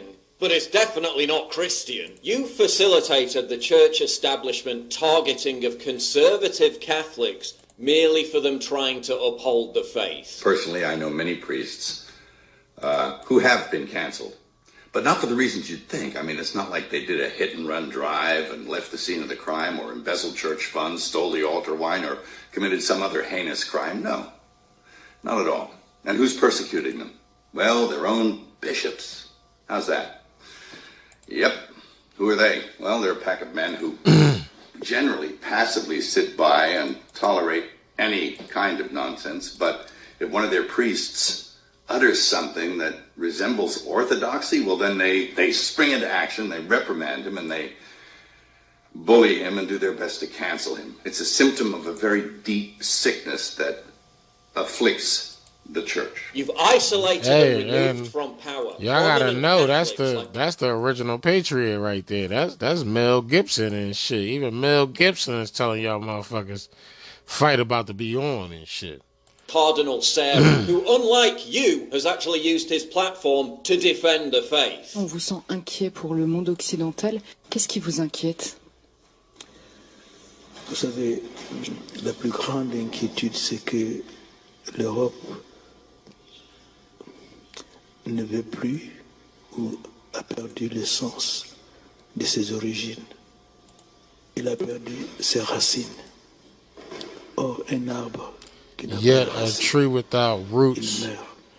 is cut. Et j'ai peur que l'Occident I am meure. afraid that Il y a beaucoup de signes. there are plenty of signs. You see, plenty of signs. Plus de natalité. No more natality. Vous êtes envahi You are invaded still by others, qui vont which is progressively dominating you by their numbers and completely change your culture your Cardinal convictions, Sarah your says it's a moralities, false exegesis your to morals. use the word of God to promote mass migration. And what do you say? Refugees welcome. The Pope kneels to wash the feet of a group of refugees. Nobody seems to care about the difference in their religions. Cardinal Francis Arinze says Europeans must stop encouraging the departure of young Africans. Africa needs them. What do you say? Refugees welcome. US Cardinal Raymond Burke says that resisting large-scale immigration from Muslim countries is an act of patriotism. Burke said that Islam, by its definition, believes itself to be destined to rule the world. What do you say? Refugees welcome. You ignored the warning of Hungarian Prime Minister Viktor Orban, who begged you not to allow Christianity to perish via the mass importation of non-Christian migrants. How did you respond? By immediately telling Hungarians to open their arms to refugees. Because that's worked out so well for Europe so far, hasn't it? One of the refugees you posed with for a photo op was an illegal immigrant who went on to burn down a cathedral and kill a French priest in cold blood. What did you have to say about that? Nothing. What was your response to Charlie Hebdo? You literally sided with the terrorists and all but excused their actions. At the exact same time that the slaughtered cartoonists were being buried, you scorned them for insulting the Prophet Muhammad. È vero che non si può reagire violentamente, ma se il dottor Gasparri, grande amico, mi dice una parolaccia contro la mia mamma, ma ti aspetta un pugno. Ma è normale. È normale. Non si può provocare, non si può insultare la fede degli altri. If only the Pope had as much respect for Christianity as he does for Islam. But I guess it's forgivable. I mean, it's not like he's the fucking Pope or anything, is it? What was your response to the Orlando nightclub massacre carried out by an Islamic terrorist? You blamed Christians and said they should apologise to gays. What was your response to the Paris massacre carried out by jihadists who exploited the refugee wave? Let more in. Refugees welcome. Wash some more migrants' feet for the cameras. Fuck off. I think that nigga just a foot bandit. We've also had enough of your capitulation and betrayal of Christianity. Churches across Europe are being pillaged and burnt down. Statues are being decapitated. And what do you have to say about it? Refugees welcome. If only the Pope had as much respect for Christianity as he does the official religion of global government.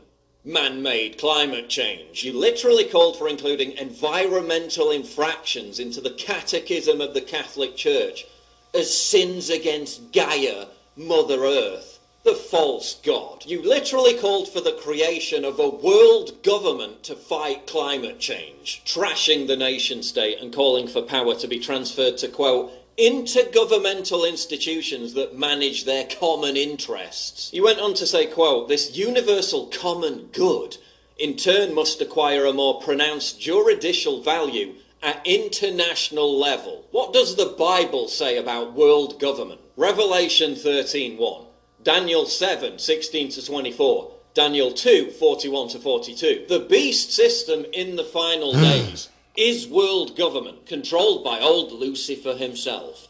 That's what the Bible says. In his apocalyptic vision in the book of Revelation, the Apostle John sees the beast, also called the Antichrist, rising out of the sea, having 7 heads and 10 horns. Combining this vision with Daniel's similar one, we can conclude that some sort of world system will be inaugurated by the beast, the most powerful horn, who will defeat the other 9 and will begin to wage war against Christians. The 10-nation confederacy is also seen in Daniel's image of the statue in Daniel 2:41-42, where he pictures the final world government consisting of 10 entities represented by the 10 toes of the statue. Yeah, world government doesn't sound very Christian to me, and yet you're constantly promoting it. Why is that? So save me the sanctimonious finger-wagging at your critics. By every single measure, you're subverting the faith. Vaccine passports, gay marriage, mass immigration, demographic replacement, global government. You say anyone who questions you is performing the work of the devil, just like when you blamed the paedophile scandal on Satan, well, you helped cover it up. If your rhetoric and actions serve to bolster the very agenda that every antichrist globalist is striving for, Then it's not your critics who are doing the work of the devil. It's you. This shit crazy, man. You know what I'm saying? And then y'all fucking favorite World Health Organization told y'all niggas they was weird, bro. Y'all don't know why I listen to Mr. P, though. You know what I mean? WHO chief apologizes for sexual abuse by staff in the Democratic Republic of the Congo. Shit is fucking weird, dog. Now, in a major setback to the World Health Organization's image, an independent commission has submitted reports of sexual abuse by WHO workers in the Democratic Republic of Congo. WHO Chief Tedros confessed that the reports were harrowing, and he vehemently apologized to those who had to go through the ordeal. He also announced a myriad of measures to support the victims and to bring the perpetrators to justice. I'm sorry. I'm sorry for what was done to you by people who were employed by WHO to serve and protect you. We must act immediately, and we will, in 3 areas. First, support, protection, and justice for the victims and survivors. Second, actions to address management and staff failures. And third, wholesale reform of our structures and culture. The probe found that 21 out of the 83 alleged perpetrators were on WHO's payroll. The abuses included allegations of rape committed by both national and international staff. The report also alleged that the victims were not provided with any assistance, which was a must after such harrowing experience. According to an investigation led by an independent media house and an NGO, over 50 women had accused aid workers of demanding sex. This in exchange for jobs during the Ebola crisis in 2018. Wow. Exchange for sex? To 2020. The Congo government had announced end of the 2-year-long outbreak in June last year. The Ebola virus epidemic claimed over 2,200 lives in the country. WHO's director for Africa said the body is humbled and horrified at the findings, and also said that the WHO will take prompt action in the matter. We in WHO are indeed humbled, horrified, and heartbroken by the findings of this inquiry. I'd like also to thank all the women and girls who have come forward and given evidence to the investigation, and thus have given us the basis on which to take action in WHO, which has been necessary. I'd like to indicate that as WHO leadership, we apologize to these people, to the women and the girls, for the suffering that they have had because of the actions of our staff members and people that we have sent into their communities to help in a very difficult situation of an epidemic. Dog, that shit is fucking ridiculous and shit. So, I mean, it's just bugged out, and it only get weirder and shit. So, you know, I know you ain't hear most of it, but I want to get your take on how you feel about it. Johnson video was very shocking, but then at the same time, it wasn't as shocking. I was very surprised that you know, I wasn't surprised that a lot of people that work in the pharmaceutical industry don't vaccinate or wouldn't vaccinate. I actually have a aunt that talks about how a lot of the psychiatrists and the pharmaceutical people that she worked under do not vaccinate their children. I asked her, you know, like, well, why would you? And she just like, you know, kind of paused. Really didn't have much to say after that, to be honest. It was that video was really good. Project Veritas does a great job with, you know, not only gaining whistleblowers, but you know, I don't know how they work their magic to get these people To to say that shit. sit down and be comfortable with speaking the, you know, the Yeah. truth, you know what I mean, about what's going on. So it was an eye opener. I wish more people could come aware, you know, watch the video to know what's going on, to know that people that actually work for these pharmaceutical companies, actually are also aware that they wouldn't take it, or also, even though it's their job, they're just compliant, but more people need to say something, and unfortunately, you got to kind of be, it's the word blackballed, essentially, to get the truth out. And that's where we are now. And that's ridiculous where you can legit have people that work for these companies tell you that, fuck that. We ain't doing shit. You know what I'm saying? And turn around and be like, well, it is pretty fucked up. Like, well, I mean, where the fuck do you stand and shit where you could just fucking sit on whatever fucking high horse you think you got? And a lot of these people think that by doing this whack shit that they'll be somebody in the future and shit, and they'll, the globalists is gonna take them and under They'll be their wing. protected. Yeah, and that's not the case. If you watch any of these movies with bad guys, the motherfucker that jump on a dick always get killed and shit. It's like Yeah, after they everyone done using you, they throw you away. they dispose of you and shit. So it's like, why are you helping me? It's almost like an alien invasion because half of society is like, just let the just take the alien shit. Just take the alien shit. And we like, no, bro, they trying to bring Cybertron here and shit. Like, what the fuck? Like, they trying to make us part of Cybertron. And I don't know if you know what Cybertron is, but that's a Transformers reference and shit. Okay, But that's I'm familiar. I mean, but with nanotech in your body, you essentially a fucking transformer and shit. You know what I'm saying? Yeah. Fuck, yo, they cutting that shit out of people, and it's like a clump of it in the injection spot. Like, well, what the fuck? And Wow. they sticking magnets next to it, and it's attaching to the magnet. What the fuck? Yeah, I have seen a lot of videos. I didn't see the video of somebody cutting a piece of metal out of them, but I have seen a bunch of videos of people that got the vaccine that can attach. They're like a magnet themselves, and spoons and forks and quarters and all types of crazy stuff. And then somebody in the Matrix seeing that they think it's a trick. Oh, you got oily skin. Oh, you ain't washed up today. Oh, you washed up too much. Like, these niggas got the most ridiculous fucking thought processes behind this shit. And it's like it was this guy from the KGB. If you go on civiliantalkpodcast.com and just on the home page and you go down to like one of the first two videos, you'll see it. It'll say KGB officer explains the 4 stages of ideological subversion and shit. And at the end of it's like 8 minutes, and at the very end he say, you can put evidence in front of people, you can shower them with evidence, you can make them sleep in the evidence, they just won't come back when we got you. And that lets me know that this is more than just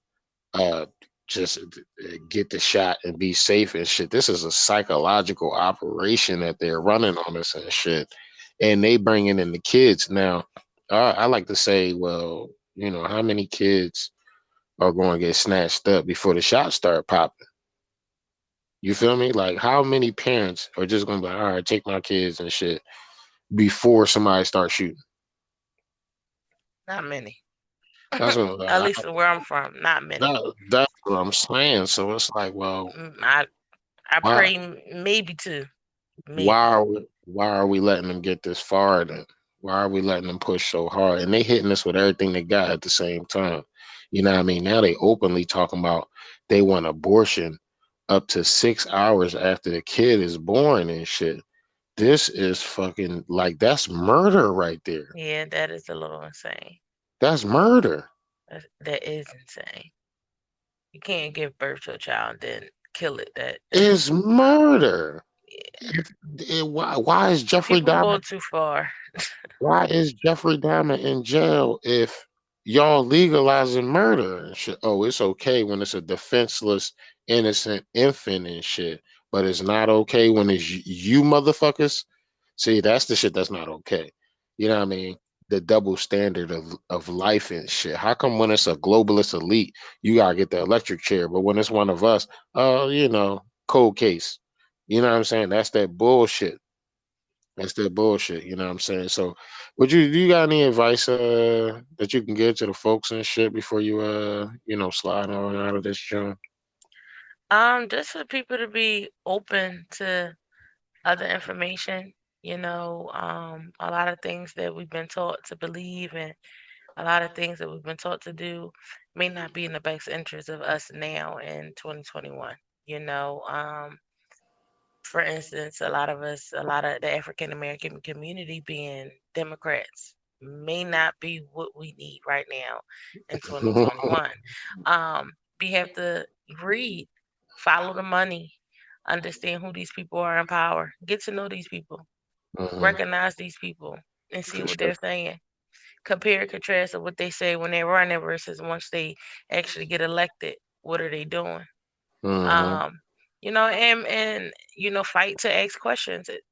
We don't always have to agree, but we should be open to asking questions and Mm-hmm. being able to weigh the options and weigh both stories to decide, um, you know, what do we want to do? What do we believe? Are our decisions and thought processes changing? And a lot of times, I can guarantee any of your listeners now. Typically, if check out the other information, the other side of the coin, as we call the red pill, if we check it out, you'll be surprised. I'm pretty sure that your thinking process, your mindset will change. I guess it's just that first step of getting people to you know what I'm saying, take that first step. You know what I'm Yeah. saying? It's getting somebody to sit down and just look at it with indifference. Like some people, you show them information, and the whole time they watching it, they're like, "Oh, this is a magic trick." You know what I'm saying? And it's the person that they like saying exactly what they shouldn't be saying and shit. Yeah, the media does a great job with making the things that we talk about are going on as almost like fantasy. We watching the Right. movies. They kind of make it seem like so far fetched. A pandemic will never happen. People won't turn into zombies. People are not human trafficking. And we see the movies. I mean, we watch several movies about all these crazy topics, and we just think these ideas come from nowhere. Out of thin Um, air. yeah, a lot of people that I know say, if you want to know what's going on, watch the movies. These Yeah, for sure. ideas did not come from anywhere, you Right. know. So, you know, mm, be open, be open, be open to other different information. And, you don't have to agree with it, but at least listen, Yeah, at least that's listen. and that's all most of us ask is just be reasonable with yourself. If healthy debate is healthy, you know what I'm saying? Like you should want Exactly. to be able to prove me wrong. You would think that most people would get satisfaction out of that, you know what I'm saying? So I challenge you on your ideals. You should be more than happy to prove to me why your ideals make more sense than the proof I just gave you that they don't. Exactly. You know what I'm saying? And the fact that they stripping that out of society is just sad.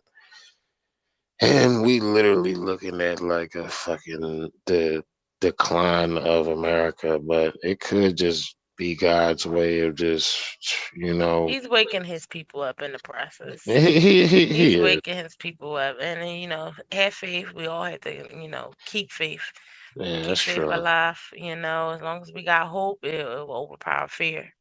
And that's Well, kind of yeah, what's circulating, through the world right now. A lot of fear for a lot of things. So, yeah, pray. People need to get more closer with their creator and, yeah. refocus and, pray, meditate, you know, coming to, worship with other people, whether it's the person you live with, whether it's your children, whether it's jamming out to some music, but you should ask for, God's protection during this time.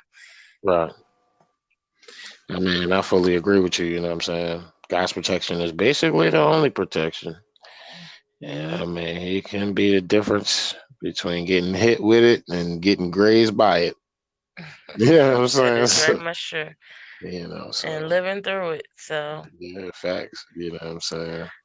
But that's what's up, man. I really appreciate having you on. I think it was very insightful. I hope like people that don't listen to shows like these take the time, check it out. actually indulge in something different for a change.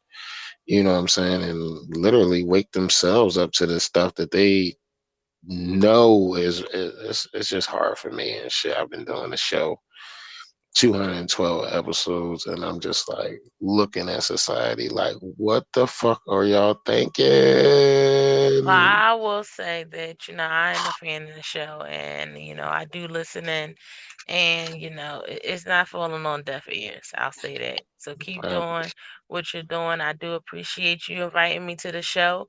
I hope I can come back. And I'll definitely be sharing. Definitely be sharing. Like I said, keep doing what you're doing, spreading the word. Do not give up. People are waking up, we will have America to wake up to tomorrow.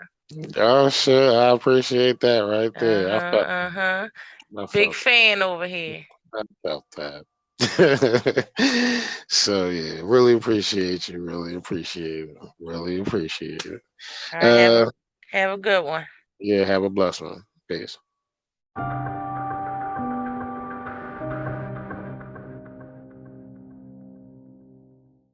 Hey Joe, Snopes fact checked me and said, you didn't say you got your ass wiped. Did you say that? Mr. President, you've been the big guy for 6 months now in the White House. Can you take us behind the scenes, something that was extraordinary or unusual that happened that stands out to you? Here's the deal. I want to say, I like to walk out on my road to go in. Come on.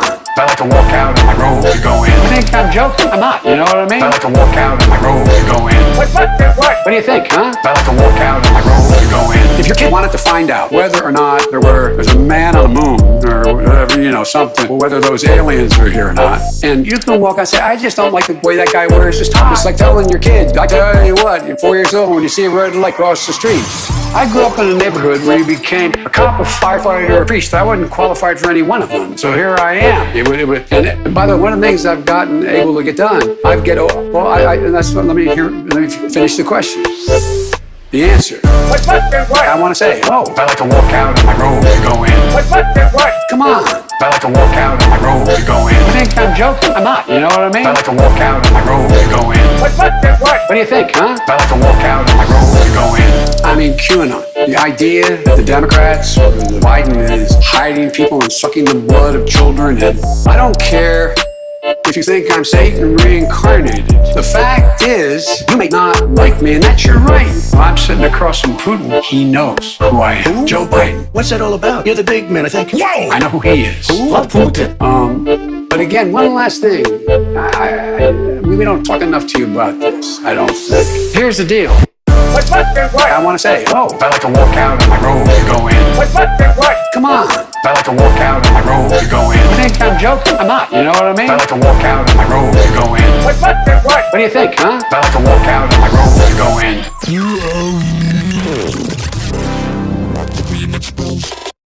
Now listen, if you have not subscribed to YouTube channel, do it right now. Do it today. And all you have to do is click the big red subscribe button on the YouTube channel.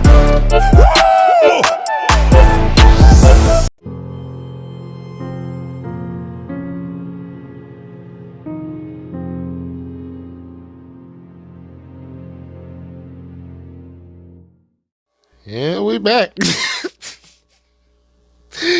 You, man. So this shit crazy, man. I'm having fun in that real shit, man. Shout out to Ms.CJ and shit for coming and blessing us with her presence and shit, hanging out, seeing what the deal is. But now we're about to get political, you know what I'm saying? We're still going to have a little bit of everything in there, though. You already know. So, you know what I mean? It's the fake news cover-up of the New World Order rollout. My man, Greg Reese, you already know. When it came to the Hunter Biden scandal that could have derailed globalist puppet Joe Biden, the lamestream media was there. You've said your dad always saw the good in you through all of this. Was there ever a time when you thought, okay, there's no way. He's going to give up on me. I've done it now. Never. The president asked a leader of a foreign country to investigate his political rival. So one simple question to start. Is that appropriate? You know, I feel like I learned a lot about crack, and I know that sounds weird. I hope that wasn't the message. Being the subject of Donald Trump's ire is a feather in my cap. After careful consideration. So instead of saying Hunter Biden is a fucking pedophile crack addict and shit, he said, I learned a lot about crack watching those developments. This is crazy. A system has been established that allows for Hunter Biden to work in his profession within reasonable safeguards. Of course, he has the right to pursue an artistic career, just like any child of a president has the right to pursue a career. When it came to aiding and abetting a biological weapon from China funded by our own government, the Mockingbird media was there. The coronavirus outbreak has led to complaints about a rise in anti-Chinese sentiment around the world. We're in a very tribal and polarized time where the information flow sometimes is stovepiped, where people are talking to other conspiracists or ignorant people. Why do you keep calling this the Chinese virus? It's not racist at all, no. Because it comes from China. When it came to spewing out nonsense regarding vaccinated people needing to be protected from the unvaccinated, the drive-by media indoctrination was there. We are both sitting here now because Anna and Sonny, at the last minute we realized that they tested positive for COVID, so they have been taken off the Turns out that was all propaganda. They said it was a false positive. Fuck out of here, bitches. show because it's not, because the vice president is here now. A pandemic of the unvaccinated. What's your message to platforms like Facebook? They're killing people.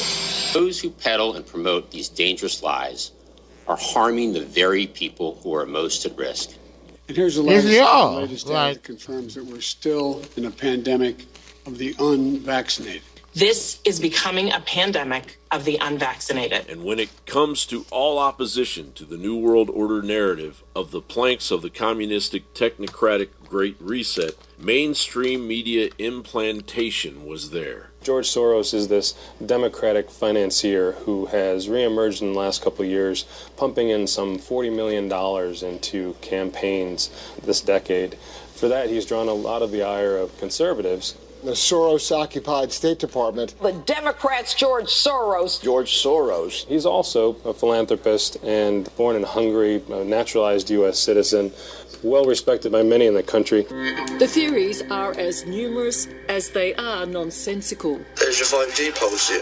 From 5G towers and vaccines spreading coronavirus to suspicions the virus was unleashed deliberately by Bill Gates. What that was a protest against the overwhelming lies that the media has been pouring. So they all beat their TVs up. A protest against mainstream media. Yeah. Professor Stefan Lewandowski is a cognitive scientist. He studies the way people think and why they engage in conspiracy theories.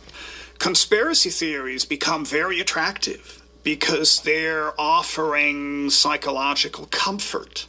Ironically, if you can assume that there is a handful of really bad people out there who are conspiring to do these terrible things, that provides you with comfort because in principle, at least, it would be controllable. When people are more isolated, they've got a bit more time to think, they've got a bit more time to worry. That also builds anxiety and leaves people more vulnerable to these dangerous ideas being flouted out there. Obviously, you don't think Bill Gates is behind all this. I do not think Bill Gates is behind coronavirus. You can always count on the treasonous, sycophantic, self-righteous dolts shilling out hours of selfdom disguised as journalism to assume that everyone who accepts them into their living room is a complete moron that can't think for themselves. Exactly. CNN is just something it's a joke. Sky tells more lies, and Fox gives more news than CNN does in their What lie? What lie did I tell? 2 years. It's another good lie. But the receipts are stacking up, and just like any force that dares to arrogantly obscure the truth, the foundation supporting the propaganda will eventually crumble. John Bound reporting. My man John Bound always on point. Yeah, I mean, I called him Greg Reese earlier. Fuck that. All the way up. Fucked it up. Yeah, I mean, Even players fuck up sometimes, dog. You know what I'm saying? Back about me, nigga. Back about me. You know what I'm saying? But this shit get crazy, dog. It's a bugged out time and shit. You know what I'm saying? It's really interesting to say the least and shit. You know what I mean? It's a lot of weirdos out here. You know what I mean? On doing a lot of weirdo shit. And I mean, bruh, it's just like next level crazy. Now, we all, you know what I'm saying, want to come out of this on top. But y'all not making it easy, yo. You know what I'm saying? Fucking, General Milley and another General McKenzie both said that they told Biden to leave troops in Afghanistan, and he didn't. You know what I'm saying? And now that they in front of Congress, they like, we told him to leave troops in Afghanistan. Don't blame us for what the fuck that nigga did and shit. You don't believe me? Here you go. Yeah. But I will give you my honest opinion, and my honest opinion and view shaped my recommendation. I recommended that we maintain 2,500 troops in Afghanistan. And I also recommended earlier in the fall of 2020 that we maintain 4,500 at that time. Those were my personal views.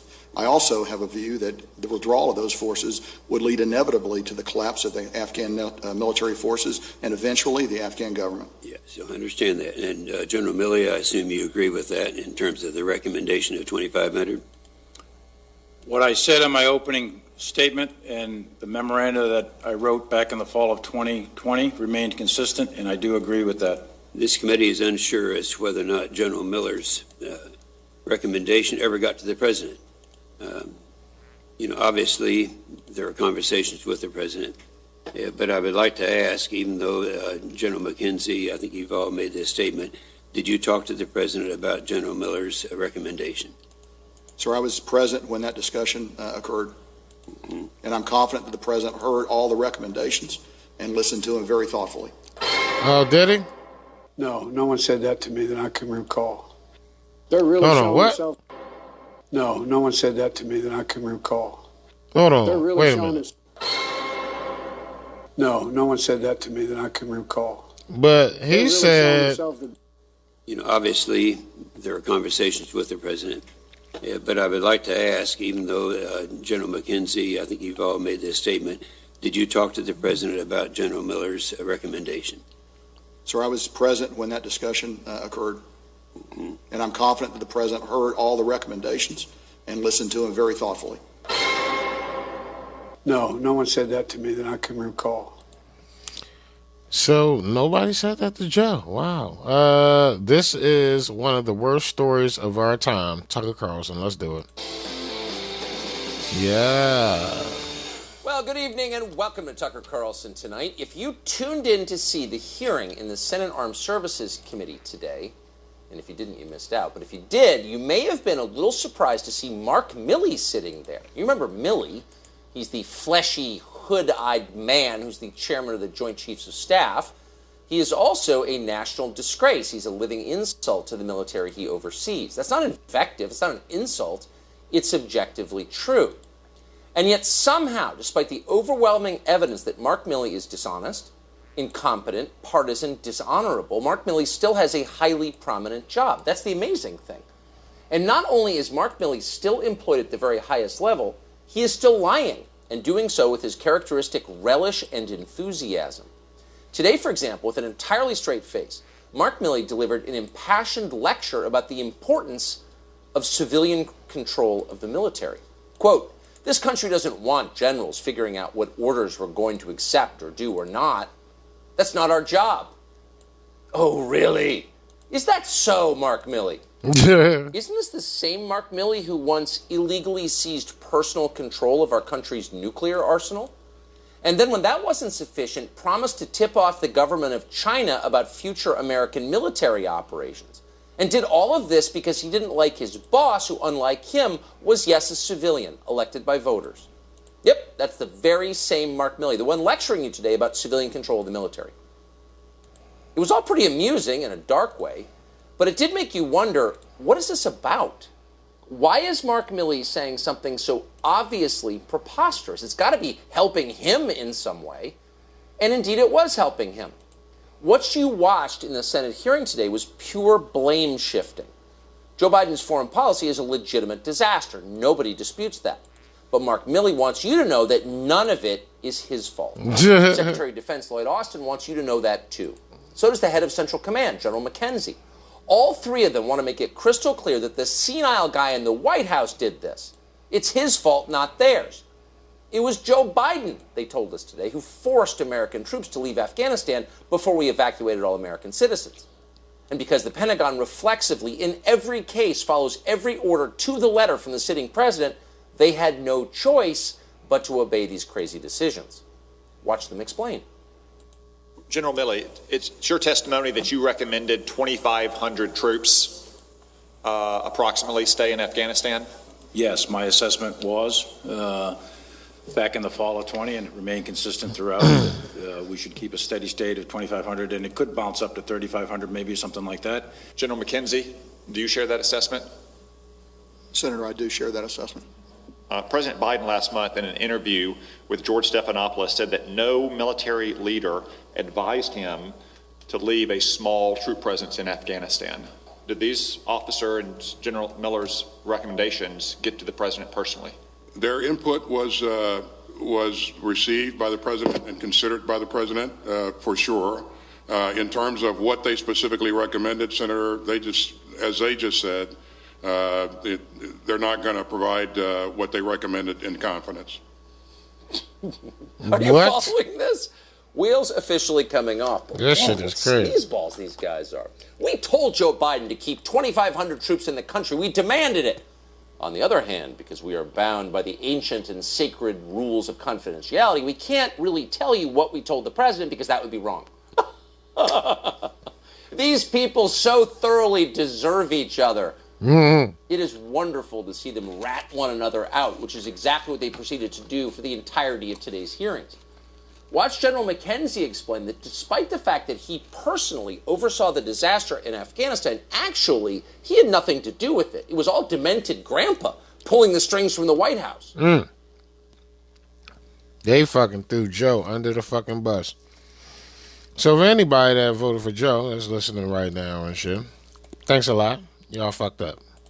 I won't share my personal recommendation to the president, but I will give you my honest opinion, and my honest opinion and view shaped my recommendation. I recommended that we maintain 2,500 troops in Afghanistan, and I also recommended earlier in the fall of 2020 that we maintain 4,500 at that time. Those are my So he said, I wasn't going to tell you my recommendation, but I recommend it.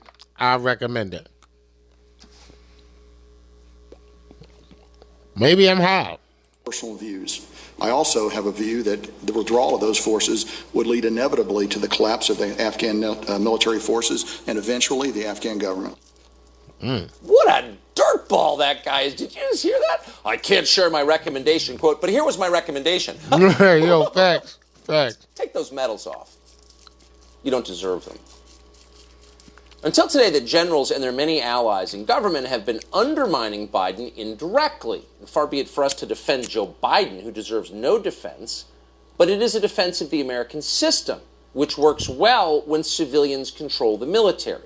Up until today, they have been leaking Biden's phone calls, for example, the president of Afghanistan. That's illegal, but they did it anyway.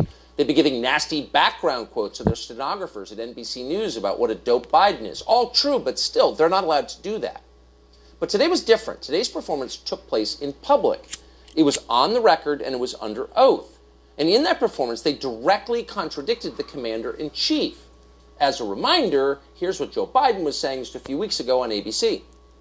But your top military advisors warned against withdrawing on this timeline. They wanted you to keep about 2,500 troops. No, they didn't. It was split. That wasn't true. That wasn't true. They didn't tell you that they wanted troops to stay?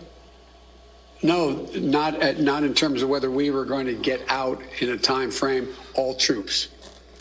They didn't argue against that. So no one told your military advisor did not tell you, no, we should just keep 2,500 troops. It's been a stable situation for the last several years. We can do that. We can continue to do that. No one said that to me that I can recall. Oh. Wow.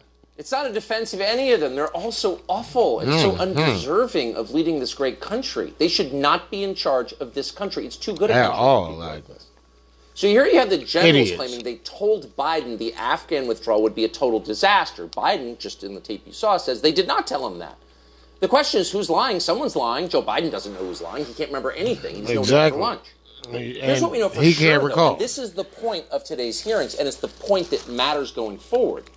No one in the Pentagon's leadership will ever be held accountable for this, the latest in a very long string of colossal screw-ups that have dramatically reduced American power and prestige around the world and gotten a ton of people killed.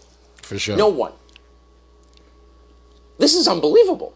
Let's say you worked at a nuclear power plant, and one day you had too many beers on your lunch break and you fell asleep and the reactor melted down and thousands died.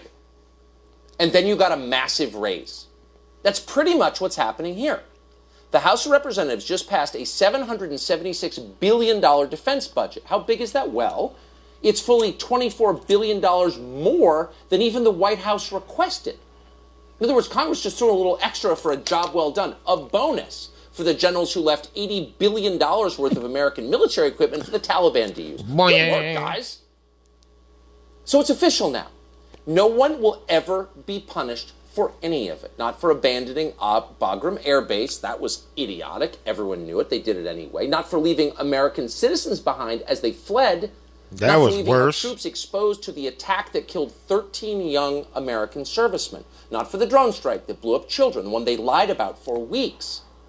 The people who did these things are in great shape tonight. They will retire exactly when they feel like retiring, at which point they will get full benefits and jobs at Lockheed.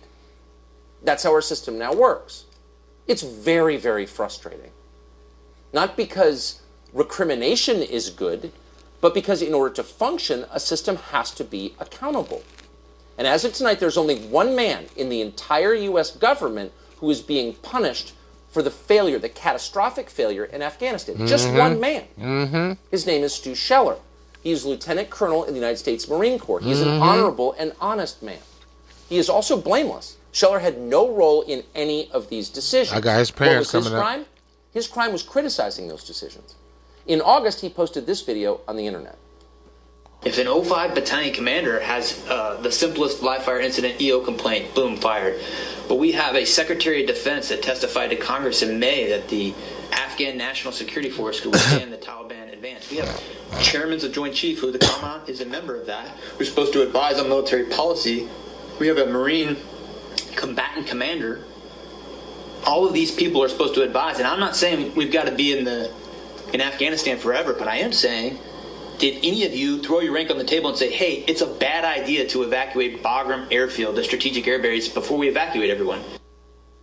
That's all he That's said. an honorable man. You just saw He that. said he just wanted That's a man who's in accountability. it for the right reasons. And they locked his Not ass to up. work at Lockheed, but because he cares about the country and wants to defend it. There's a man who believed in his superiors, who is not cynical, who is genuinely confused by his superiors' unwillingness to admit their own error. His confusion comes from decency. And almost immediately, his superiors reacted to that video. They didn't apologize for the disaster. They didn't explain why they did what they did. They punished Scheller. They relieved him of his command, and they told him to shut up and stop talking. But he didn't stop talking. Here's how he responded. To recap my position, in the fallout of Afghanistan, I demanded accountability in my senior years. And I stated then that I understood that I might lose my battalion commander seat, my retirement, and my family stability. As it has played out, I have in fact lost all three of those things. Would I do it again? I don't know. My name is Lieutenant Colonel Stuart Scheller, and I was the only officer in the entire American coalition fired in the debacle of Afghanistan fallout. I acknowledge that I should have been fired. However, the hypocrisy of the general officers who are not being held to the same standard is a microcosm for the entire problem that is going to bring down the great institutions of this republic that we love. Exactly. So that's the man you want serving in your officer corps in a serious country. A person who takes his job seriously, who's patriotic, who's honest, who demands accountability. And before you say, well, it's the military, they don't have freedom of speech, you're not allowed to give a political statement, 2 points. One, that was not an explicitly political statement. In contrast, 2.2, the endless number of openly partisan statements from the leaders of the Pentagon. Mark Milley was openly thrilled by the election of Joe Biden. Was he punished for that? No, he was elevated, and Congress, again, just rewarded him and the entire leadership of the U.S. military with $24 extra billion. But Stu Scheller, for telling the truth, well, here's what happened to him. Military brass forced Stu Scheller to undergo a psychological evaluation because only a crazy person would ask for accountability after the disaster in Afghanistan. And then when he wouldn't admit he was crazy, they threw him in prison, in jail, where he sits tonight. Scheller's father has released this statement explaining that his son is now behind bars with violent criminals. And how long is he there? He's there indefinitely. This is happening tonight in America. Here's a quote from his father. All our son did is ask the question that everybody was asking themselves, but they were too scared to speak out loud. He was asking for accountability. In fact, I think he even asked for an apology that we made mistakes. But they couldn't do that, which is mind-blowing. They had a gag order on him and asked him not to speak. He did speak, and they incarcerated him. They don't know what to do with him.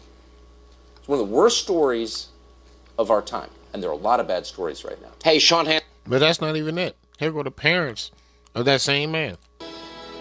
We have a Secretary of Defense that testified to Congress in May that the Afghan National Security Force could withstand the Taliban advance. We have chairmen of Joint Chief, who the Commandant is a member of that, who's supposed to advise on military policy. We have a Marine combatant commander. All of these people are supposed to advise. Potentially all those people did die in vain if we don't have senior leaders that own up and raise their hand and say, we did not do this well in the end.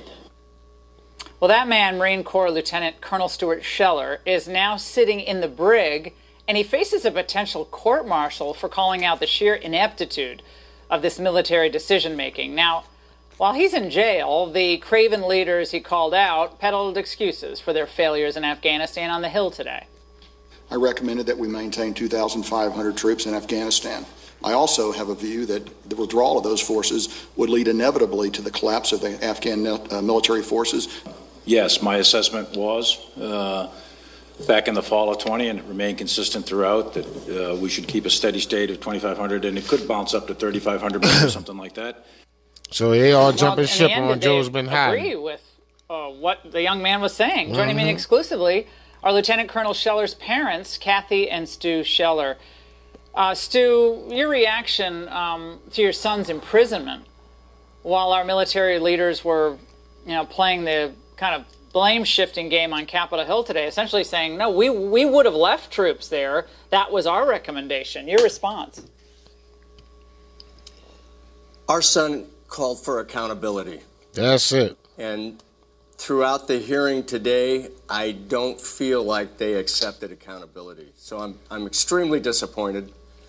And it's no coincidence, in my opinion, that they put a gag order on him and they put him in prison the day before they had to appear in front of senators and tomorrow in front of congressmen.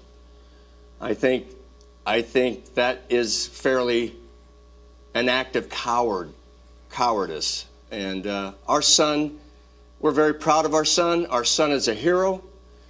He fought for this country for 17 years. He's been on 5 deployments. He's taught countless men and women. The Marines thought him exemplary. They have fast-tracked him in his career. And until 30 days ago, he was a hero to the leadership of the Marine Corps.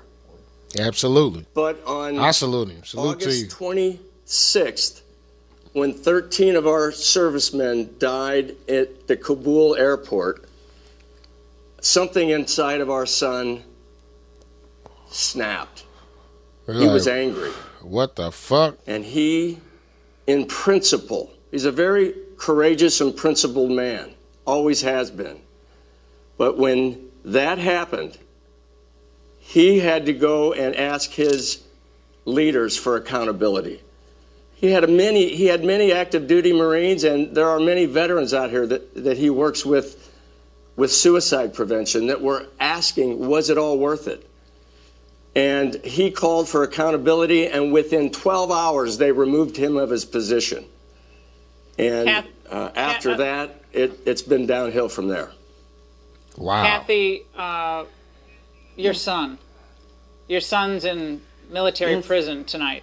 As a mother, when you watch General Mark Milley ask point blank if he would resign, I want your reaction after we play his answer. As a senior military officer, resigning is a really serious thing, and it's a political act if I'm resigning in protest. My dad didn't get a choice to resign at Iwo Jima, and those kids that are at Abbey Gate, they don't get a choice to resign. And I'm not going to turn my back on them. I'm not going to resign. They can't resign, so I'm not going to resign. There's no way.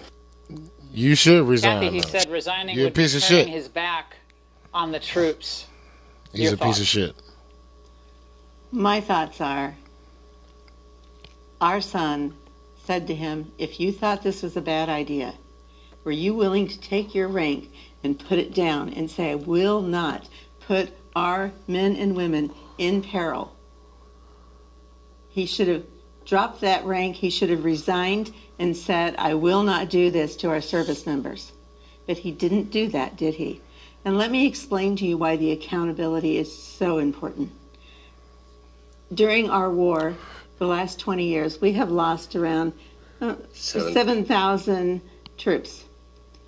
We have lost somewhere, depending on the data that you want to look at, somewhere in the last 20 years, between 30 up to 100,000 troops from suicide.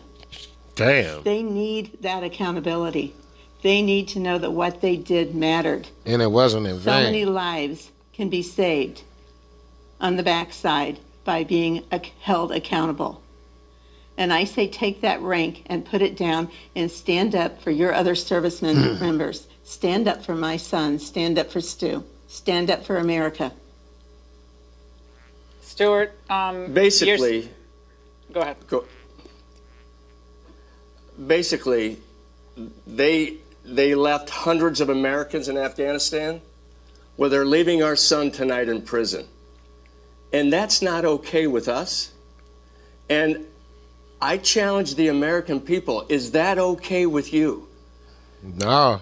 Is it okay with you that a 17-year infantry officer that put his life on the line for us to protect you and protect your children, is it okay with you that he is put in jail and is facing a court-martial? He didn't murder anyone. He didn't sexually offend anyone. He didn't do drugs. He asked for accountability. He spoke his truth. That's and it. They couldn't handle it. It's an embarrassment. It's shameful. And if it's not okay for you, Americans, we're asking you to stand up. Write your congressman, call your congressman, demand accountability. And it's not just accountability for the botched Afghanistan withdrawal and Americans left behind. It's accountability. The only one that's being held accountable for this botched situation is my son by the generals.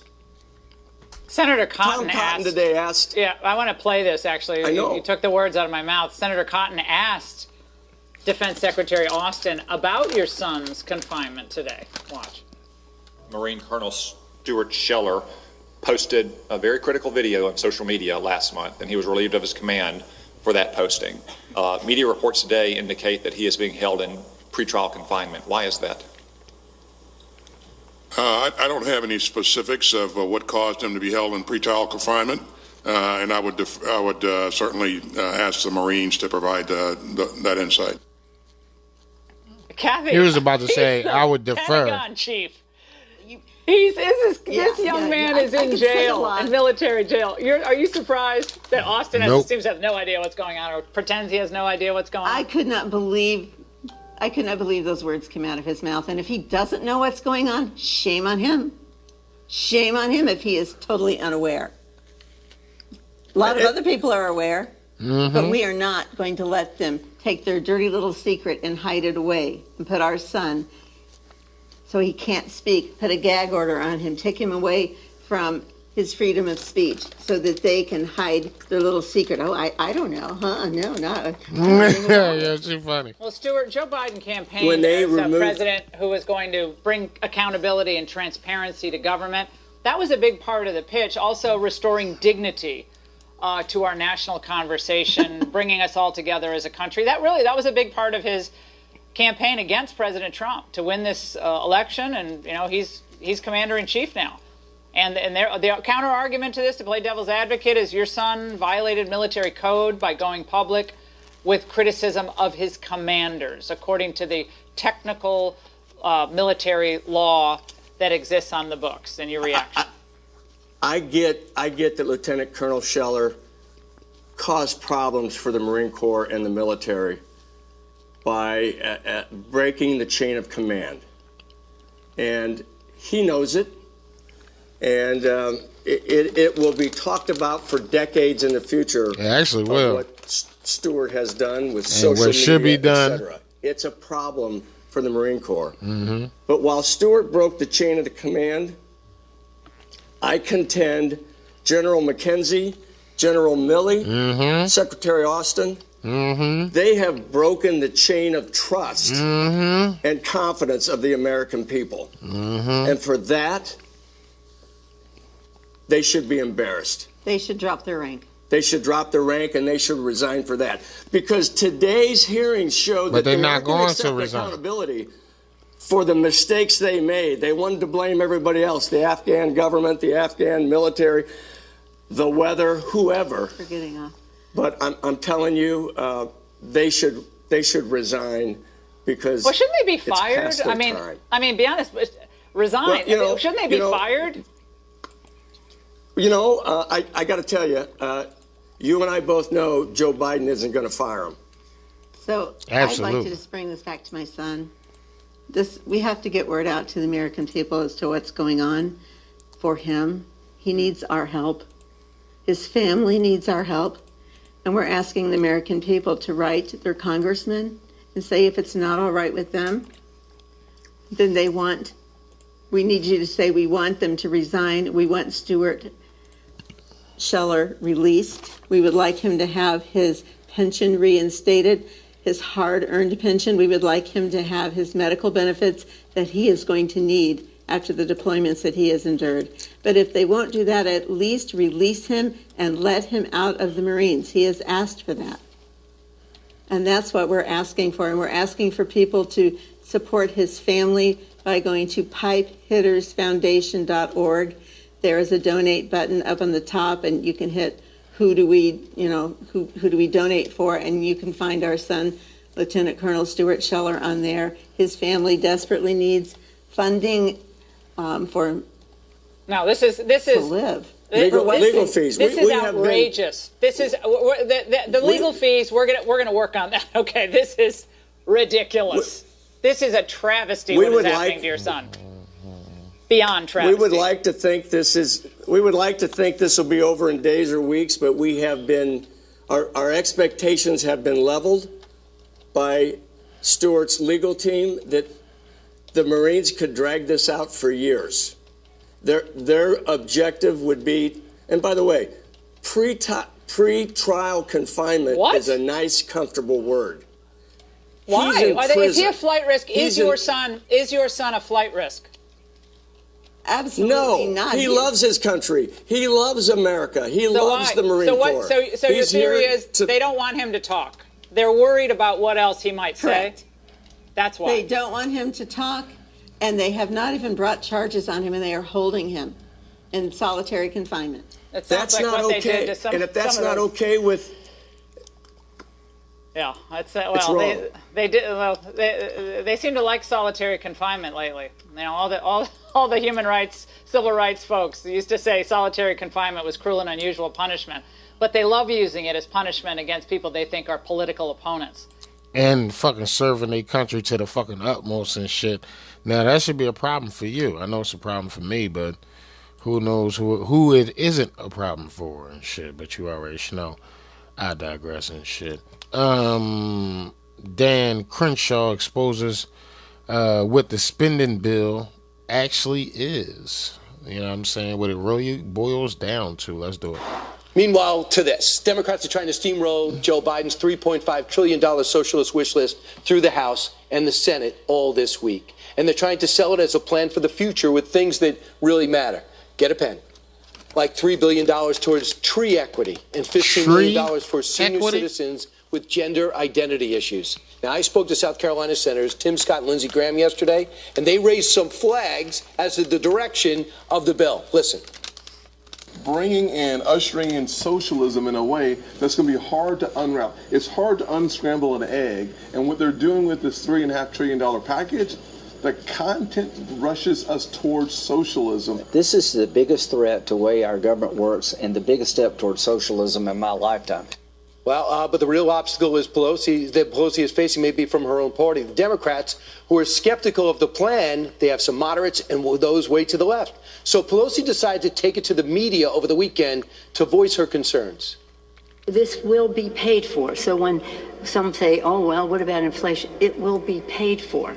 And that's the beauty of it. Let's not talk about numbers and dollars. Let's talk about values.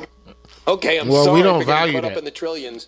It sounds like even Pelosi doesn't know who's paying for all of this. She's more concerned about values, not costs, aren't we all? We don't value that. Don't worry, Ms. Speaker. Biden seems to have the answer. In a tweet, he really assuaged me and made me have a sensational afternoon. He said, my Build Back Better agenda cost $0, and it adds $0 to the national debt. What am I missing? Now, Democrats in the House are already pushing through with this narrative, like Congressman Jayapal. Listen to this. President Biden also said something very important the other day, which is this is a $0 bill because it's going to be completely paid for with taxes. My head is about to explode. Nothing makes sense anymore. Here to save me, Texas Congressman Dan Crenshaw. Congressman, I didn't know a $3 trillion bill was free. It's not free. Nothing is free, Brian. And I'm sorry, but I can't give you a good explanation for this because there isn't one. And I'll tell you what, it's also well above $3 trillion. I mean, the new estimates on it, based on actually going through it in the Budget Committee, are almost $4.5 trillion. And there's only about $2 trillion in tax increases. So I know math is hard for Democrats, and especially so for the ones who govern, but this math doesn't work out. The other really interesting thing about this is their lack of understanding about basic economics. So Biden said it costs $0. That's like saying when I go buy a cup of coffee just because I paid for it that it doesn't cost anything. But of course it costs something. Look, I think what this bill really boils down to is straight up bribery for the progressive agenda, for the progressive activists, and trying to bribe the American people. And tell you what, because of this bill, you might need those bribes because it's going to kill your jobs and it's going to kill your wages. You know, if you're in the energy sector, it's an estimated 90,000 jobs lost because of the bills, because of the provisions that are in this bill, on the natural gas tax, for instance. Not only that, but your electricity prices are going to go up as a result, and you're not going to have reliable energy, okay, just like the problems in California, and frankly, that's what led to some of the problems in Texas. There's a lot of bad stuff in this. I mean, the corporate tax increase will kill jobs. Not only that, but economists estimate it will also reduce wages. So this is bad on so many fronts. It'll lead to slower growth and stagnation and inflation. Which is just not something Americans need right now. So there's two bills, just so everyone doesn't get confused. There's $1.2 trillion that was handed to you guys that the Senate passed with 19 Republicans voting for it, so-called bipartisan bill. Evidently, there's 23 hard yeses among Republicans in the House for that, but there's 45 hard noes from the left-wing Democrats. Where's the $1.2 trillion bipartisan plan, and what does Dan Crenshaw do about that? That's a really good point to make. So there's the massive reconciliation package and there's the infrastructure package. Now, in the infrastructure package, my problem with the infrastructure package is that it's simply too expensive. The stuff that's in there isn't that bad, but I think it's about 3 times more expensive than it needs to be. And the good news is the progressives aren't going to let Democrats pass that one either. Because, look, I think the last thing we need after spending almost $6 trillion over the past year because of COVID relief is more spending. All right, we need to rein it in, do what works for the economy, do what promotes growth. And when you promote growth, businesses flourish, they're hiring people, and wages increase. You know where wages especially increase? For the bottom quintile of earners. That's proven under the Trump economy, and we could do it again. Again, all Joe Biden had to do to be successful was do nothing, but he can't help himself. But they're going to be raising taxes from 37 to 39% on the upper class. They're going to be doubling the capital gains tax. They are going to take the corporate tax rate from 21 to 28, maybe even higher. They're going to find a way to pay for at least half of it with tax dollars that usually go to grow the economy. Congressman, it's a scary time. I hope Republicans can stand up for it, because it's not even about politics. It's about the future of the country. And thanks, Dan. You know what I mean? Thanks for pointing all that out for the folks. You know, it's terrible, horrible. But y'all know some of the money in that infrastructure bill is to resettle Afghanis. Yep. Y'all favorite subject. They're going to get resettled next to you. But hopefully, your Afghanis won't do this. Afghan refugees staying at Fort McCoy are facing federal charges. The Justice Department says 20-year-old Barula Nouri is charged with 3 counts of engaging in a sex act with a minor. In a separate case, 32-year-old Mohammed Haroon Imad is accused of assaulting his spouse by strangling and suffocating her. According to an indictment, the victim told investigators Imad threatened to send her back to Afghanistan, where the Taliban could deal with her. Both Imad and Nouri are scheduled to be in court tomorrow. You're welcome. You know what I'm saying? Now, this is a must-see. Most insane liberal destroys Harrison Smith with logic and facts. Only problem is there's no logic, no facts. But it's definitely entertaining. Let's do it. You're using illegal immigration to get your house cleaned for cheap. So you want the legal immigration because you want your house cleaned for cheap, but you're also forcing them to get COVID vaccines that are killing them at an incredibly high rate. I assume you think those should be mandatory. I assume all the kids that you're taking care of are all masked to the nth degree. You think they're Hillary not Clinton? just masked, Harrison. They're on puberty blockers. They're immunocompromised. You realize what puberty blockers does to a child's bone density? If one of these kids was to get a whiff of COVID, they could die in their sleep. Why are you doing that? That's incredibly dangerous. Danger? What are you talking about? Doctors say it's one of the most safe and effective forms of transitioning a person is the younger you do it, Harrison. Have you ever talked to a doctor? Listen, the younger you could, if you could transition these babies, we need to get puberty blockers on babies, and I have babies on puberty blockers in my care right now in the daycare. And how young are you giving these babies puberty blockers? Listen, I'm telling you, I have a doctor here that will prescribe puberty blockers, but that same doctor can't prescribe a vaccine for a baby, so that's why the system's screwed up. You need to defend your civilization. So, like, literally, he taking your logic and flipping it upside down, and he basically using all the worst shit in the world to push his point and shit, and he using it as logic. But the problem is, if you're not out the matrix, you would think that's logical. Band.video. Let's just go out to the phone calls, shall we? We have Alex in Texas. Thanks for calling in. Alex, you are on the air. Hey, Harrison, I'm calling just as a concerned citizen. Listen, I was watching my Jimmy Kimmel, and then I was watching Howard Stern, and they both mentioned that your boss is taking horse dewormer or squirrel dewormer, and I just want to caution you. Okay, listen, I tried that thing, too, on a couple housekeepers, and both of them died. Wait, wait, you tried ivermectin on your housekeepers? What does that even mean? So listen. I'll be honest with you. This COVID-19, at first, I was listening to you guys. I thought this thing was a hoax. And then all of a sudden, right around when the vaccines came out, all of a sudden, all my housekeepers started dying. So, I mean, every single one that has gotten vaccinated has gotten COVID and died, and we tried multiple times. We snuck one out of the hospital. Marionetta, she had the best pupusa recipe. We snuck her out of the hospital. I gave her so much horse dewormer, we had to get a new commode because she had so much diarrhea. We thought she flushed out all the virus, but she ended up dying of dehydration. I'm just telling you, I like Alex. As an entertainer, he's great, and I really am happy that he is, we need more gay frogs. I actually like that because I have 2 transgender children, and it's hard for them to feel accepted by the community because they have imposter syndrome a little bit. So I just want to say, Alex Jones getting the awareness out that frogs are turning gay, that made it more comfortable for my kids to transition. Decca and Alex, they're both 9 and 11 years old, and so I'm just really concerned. I'm just really concerned because, like I said at the beginning of this, I was Alex Jones all the way. I was listening constantly.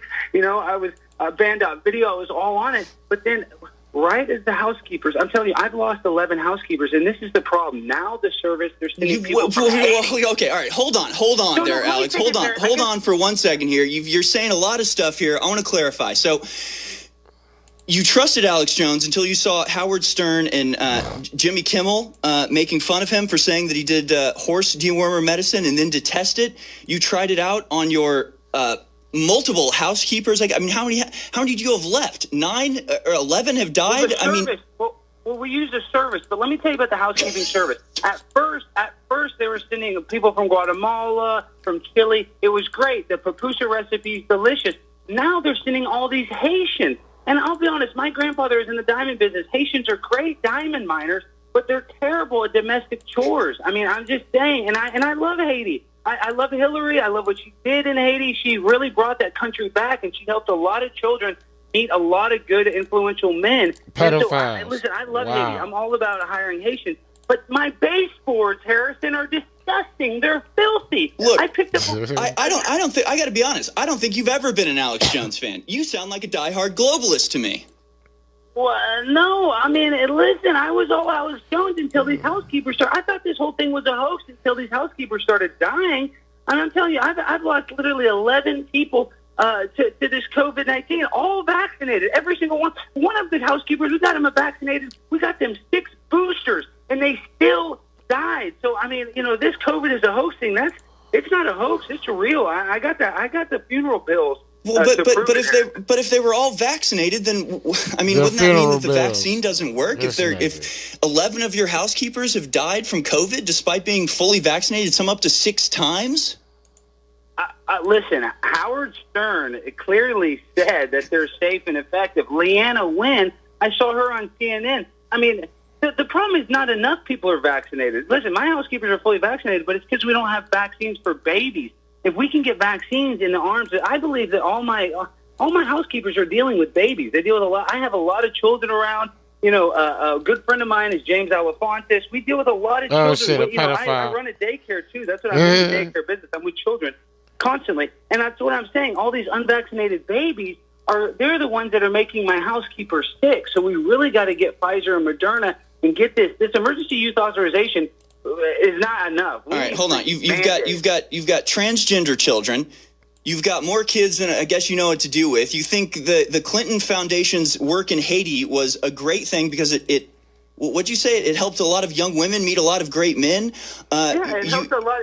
She opened a lot of orphanages, and a lot of young children met a lot of influential men. They got to go on private jets that these Haitians would never have gone on. They got to go on vacations to islands that they would have never experienced. A lot of these Haitians, although you would think that that they have some sort of tropical climate, no. For them to go to the Bahamas is very cool. It is very cool for a person in Haiti to fly on a private jet, and that's all due to Hillary Clinton and Bill Clinton's philanthropical job in Haiti. So I'm very grateful for all the Haitians are sending. But these Haitians need to learn how to clean. Haiti's not known for being a clean country. And you want to hire them as housekeepers, obviously. You need to go back to sense of Guatemalan. Okay, all right. So let me get this straight. You've got you're using illegal immigration to get your house cleaned for cheap. So you want the legal immigration because you want your house cleaned for cheap, but you're also forcing them to get COVID vaccines that are killing them at an incredibly high rate. I assume you think those should be mandatory. I assume all the kids that you're taking care of are all masked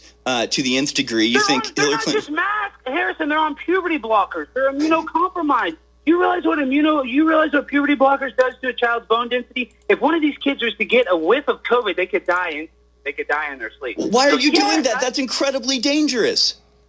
Danger? What are you talking about? Doctors say it's one of the most safe and effective forms of transitioning a person is the younger you do it, Harrison. Have you ever talked to a doctor Listen, the younger you can, if you can transition these babies, we need to get puberty blockers on babies, and I have babies on puberty blockers in my care right now in the daycare. And how young are you giving these babies puberty blockers?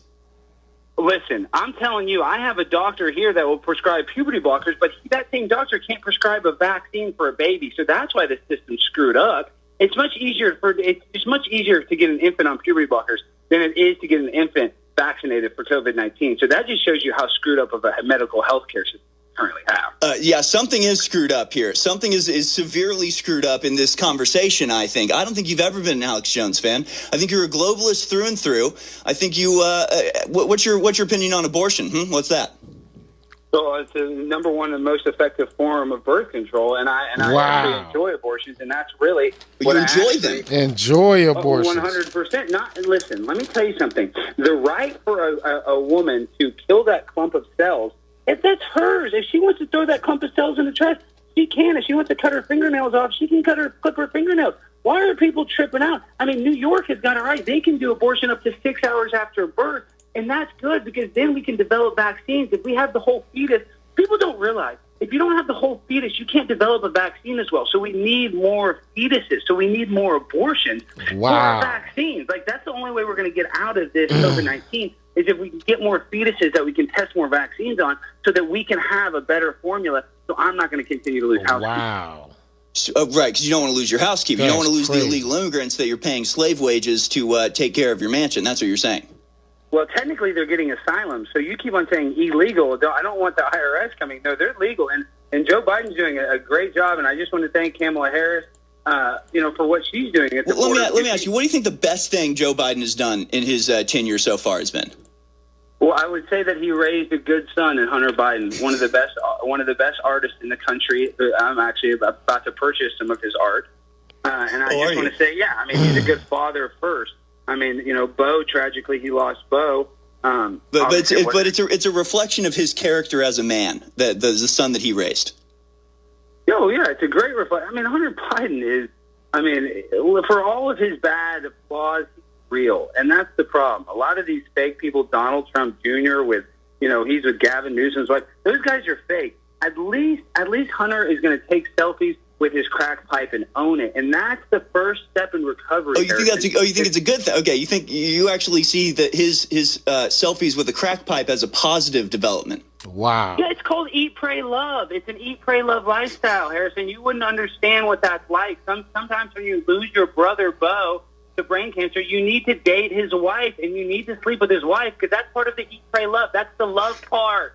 You don't get that, Harrison. Y'all don't get the love part. You get the pray part. And speaking of that, this is another thing that I don't mention. Why don't you guys mention that Jesus was trans? Because I believe that he Wait, what? Well, isn't it pretty obvious that Jesus was trans? I don't think that's obvious at all, sir. What? Okay, well, listen, Harrison, he didn't transition into the Father, the Son, and the Holy Ghost. Was there not a transition? That is not what that means. You're wildly off the mark on that one. That's you. That's the typical conservative thing where you guys flip everything, and that is exactly what that means, okay? That's exactly what that means. I'm not going to let you guys upside down. Look, all I'm going to say, we're finishing the show here. This has been a bizarre and strange way to end the show. But I'm going to let you, sir, know, Alex, I think you should take the vaccine. I think you should wear a mask. I think you should drink fluoridated water. I think you should chemically castrate your children. I think people like yourself need to do all of the things that the government is recommending that you do. I think you should stay inside. I think you should wear a face mask with the plastic sheeting. I want to thank you for your call. I'm confused and outraged, quite frankly. Well, I just hope your boss stops taking ivermectin because we lost Gloria to all that ivermectin. R.I.P. Gloria. Well, that was weird. In case you were wondering what was going on in that segment, that was not, in fact, a true-hearted, blue-blooded liberal. No, that was a very great activist and info warrior, actually, by the name of Alex Stein. He recently got up in front of the Dallas City Council and gave an absolutely hysterical and brilliant breakdown of the abortion issue by taking the sort of straw man position of the abortion supporters. And I just thought it was hilarious. And so the producer of this program came to me and said, wouldn't it be funny if he called in and just sort of did the same gag, sort of did the same gist, where he takes all the positions of the most insane liberal, and we just sort of had fun with it. So that's what we did. Obviously not scripted, and just sort of had fun with it. Hopefully it didn't confuse anybody too much, but it's always fun to just imagine what goes through the mind of the people that actually support this sort of stuff. So anyway, without any further ado, I did want to play the video of Alex confronting the Dallas City Council, because it is hysterical and incredibly well done, and sort of a modern piece of activist art showing the true absurdity of the positions that are held by so many people in this country. So there you go. A little fun in the morning with your friends at American Journal. Hopefully you enjoyed that, and I know you're going to enjoy this. Here it is. Let's do it. Primo Stone. He got 3 minutes. We got just enough time to take his whole jaw on it. And hello, Mr. Mayor. Q. Thank you for allowing me this time to speak to you today. But unfortunately, the subject that I have to speak about is very traumatic and personal to me.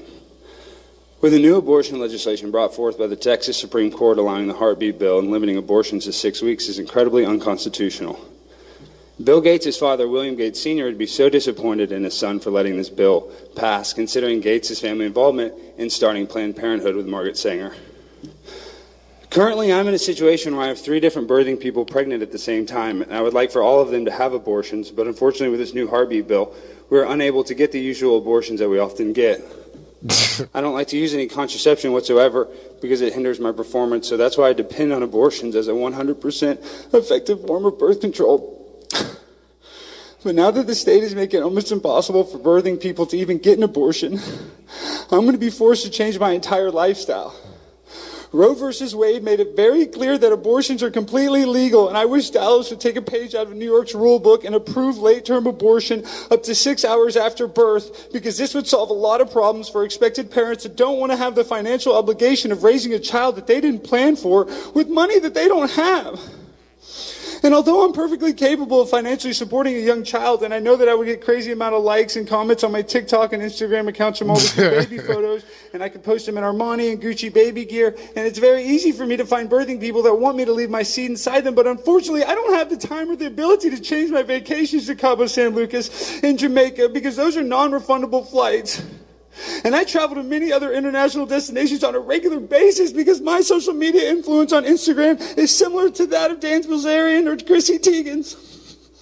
But sadly, with multiple children, this can hinder my ability to travel, and I know this may sound a little selfish, but my doctor and psychiatrist both prescribed me an eat, pray, love lifestyle ever since my first ex-wife and her new fiance died in a fire at her old lake house that she received in the divorce settlement. Yeah, he set them on fire. My 2 transgender children from the divorce, Decca and Alex, who are both on puberty blockers, were just surrendered to Child Protective Services until I can get my drunk driving problem behind me. Because I recently got a DWI outside of the Olive Garden on Technology Boulevard after the all-you-can-eat pasta promotion they have. But regardless of all the Pinot Grigio and Fettuccine Alfredo, I sit here in front of the mayor and city council begging that you use some of the budgetary funds to hire attorneys and file a lawsuit against Governor Abbott, just like you're suing for the mask mandate laws that are currently in place by the governor. Please do something to reverse this unjust, unconstitutional abortion ban so that I can go back to raw dogging birthing people that I meet outside of Arby's and drug rehabilitation centers. If you're watching this online and you want to switch to your swing later, joke me, hit my Instagram, #PrimeTimesDie, all one word, and my Twitter, AlexDie99. My picture is Greta Thunberg wearing a mask and my bio says, free the nipple. Thank you, Mayor Johnson. I appreciate you guys. Thank you very much. Have a good one. Thank you. Yolanda Williams. Straight preposterousness. You already fucking know. I'm gonna come back on the other side and close this joint out, man. So much news we didn't get to, but fuck it. It's our show. It's your boy.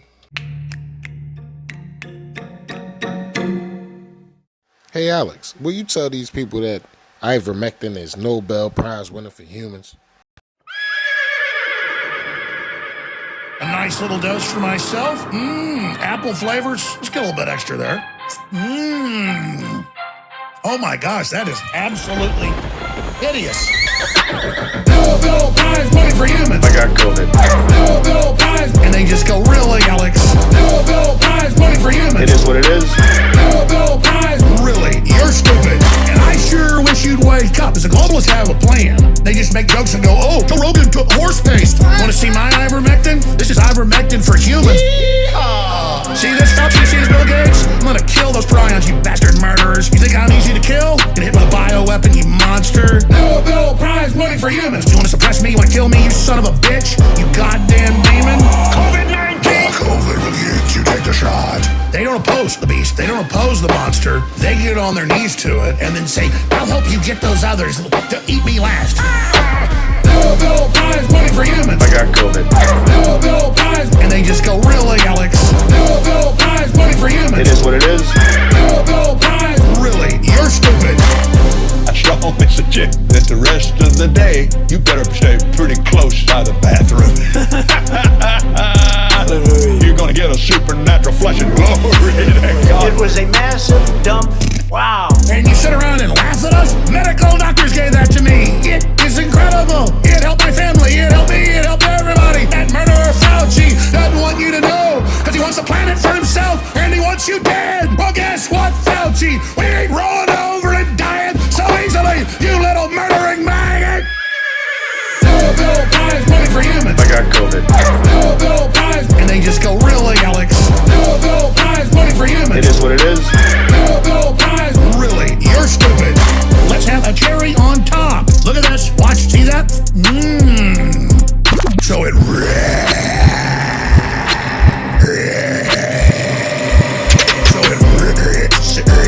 I took the ivermectin. Oh no, Fauci's right.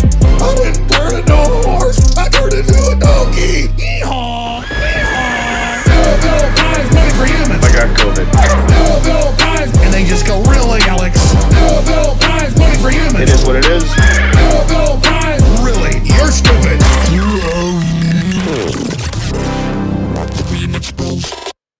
Now listen, if you have not subscribed to YouTube channel, do it right now. Do it today. And all you have to do is click the big red subscribe button on the YouTube channel.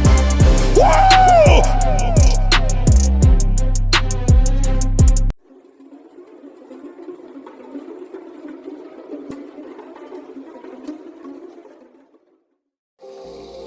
And we back. You already know, man. I want to say thanks for listening to the show. Thanks for coming through, hanging with us. You already know, man. It's always a pleasure to chill with y'all. You feel me? Thanks for loving us as usual and shit. Thanks for holding us down in your part of town and shit. Thanks for keeping us spinning. You feel me? Shout out to CJ again, Ms.CJ. You know what I mean? Our Health and Human Services specialist, you know what I'm saying, helping people get housed all over the globe, you feel me? And I think that's pretty dope and shit. Lending aid to where aid is needed, you feel me? Had a blast. Show timing kind of off. It's a little off. Fuck it. You know what I'm saying? You know, keep your head up, keep doing your thing, you know what I'm saying, keep getting money, appreciate your family, appreciate the time you spend with your family, stay positive, you know, be bold, be blunt, you know what I'm saying, don't back down, they can't take you, dog, don't fucking back down, you feel me, really appreciate all the support y'all give to the show. It's always a great time. I've been drinking this E&J apple. I ain't even tell y'all how many L's I smoked and shit. Man, it was a good time tonight and shit. I had a party over here. I need to start live streaming these joints, but then we'll get canceled. Boo. So, I do appreciate y'all, though. You mean, I do appreciate y'all trying to stay knowledgeable and shit, trying to keep yourselves ahead of the curve and keep doing your thing. Don't forget, man, there's somebody out there that need to hear these conversations and shit, man, and you need to do what you can to help these people find these conversations and shit. Share the show. You feel me? It's our show. The information is going to help us. It's not going to help me or just me. It's going to help all of us. The more of us ready to fight when this shit fucking, for our kids, for our homes, for our cars, for our dignity, for our respect, for our country, for our flag. A lot of people put their life on the line so you can enjoy the freedoms that you got now, and for you to stand by and just be like, oh, I'm just so nonchalant about it. And for my colored folks and shit, or black as, they call y'all in the street and shit. But African American is what I call you, or my fellow Americans is what I call you for real, you feel me? But, yeah, fucking, we're gonna need each other. We're gonna need each other big time.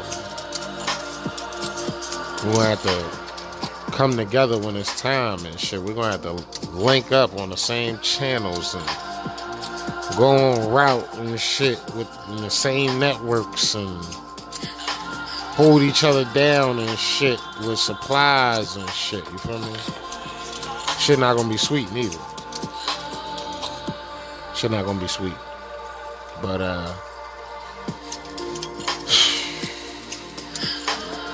enjoy life. Love it. Appreciate your family. Love them. Stop fucking complaining, ziz.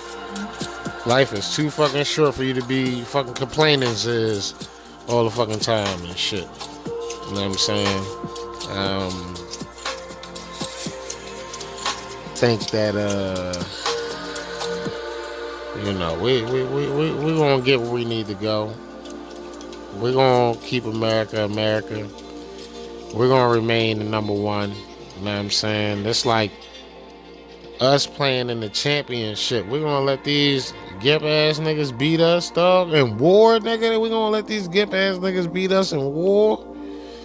Fuck no. They could try this one world shit, but nigga, we gonna be divergent like a motherfucker. Maze runners like a motherfucker. Feel me? I know y'all do, man. Man, Father God, please protect everybody. Please bless everybody, Father God. Please protect our families, friends, and foes, and people we don't know all around the world. Please bless those in need, those indeed, those who deserve, and those who don't deserve. Please forgive everybody of these sins they commit knowingly and unknowingly. Even Bill Gates, even General Milley, even Joe's been hiding, even Kamala's been cackling. Forgive them all their sins, but that's the thing. God probably be like, why? He could forgive them right now, and 2 seconds later, well, they already did it. They already sinned again. What was the point, right? So, yeah, man. Try not to kill y'all too long, but, I love this show, and we love this show, and it's always a great time. Yeah. It's always a great time. So, yeah, man. It's your boy, Mr. P.I., bringing you that civilian talk. Please wake up America news, because if we don't wake up today, we may not have an America to wake up to tomorrow. You feel me? And, somebody just said we will have an America to wake up to tomorrow. I thought that was dope. I felt that. I felt that shit. Really did. Really, really did. I felt that shit. I really did. I felt that shit. I really did. I ain't even gonna do it tonight. The show was already long enough. But I fucking love y'all, man. Keep y'all motherfuckers heads up. Keep your shit on the swivel. And watch out there now. You know what I'm saying? Especially down there in Tennessee and shit, man. Y'all niggas shooting up fucking grocery stores on some weirdo shit. This shit is wild. But, it is what it is. It's amazing how fast that story went away. So I'm trying to figure out what actually happened down there, John. Because all they told us it was a nice big old shooting down there. And you know y'all free to carry and all that shit, so I'm very suspicious. But keep your motherfucking head up, keep doing your fucking thing, and don't forget to share the show, don't forget to support the show, please sponsor the show, please continue to donate to the show, and you already fucking know the wristbands on their way, and the necklamps didn't ship yet, but by episode 220, you know what I'm saying, them Jones will be here, so we'll probably do an episode 225 giveaway, you know what I mean, just to get motherfuckers, I got a nice little couple of goodies I can pass out, hook y'all niggas up, you know what I'm saying, y'all appreciate it, for sure, but like always, man, you know, until next time and shit, God willing, I just want to say, it's your boy.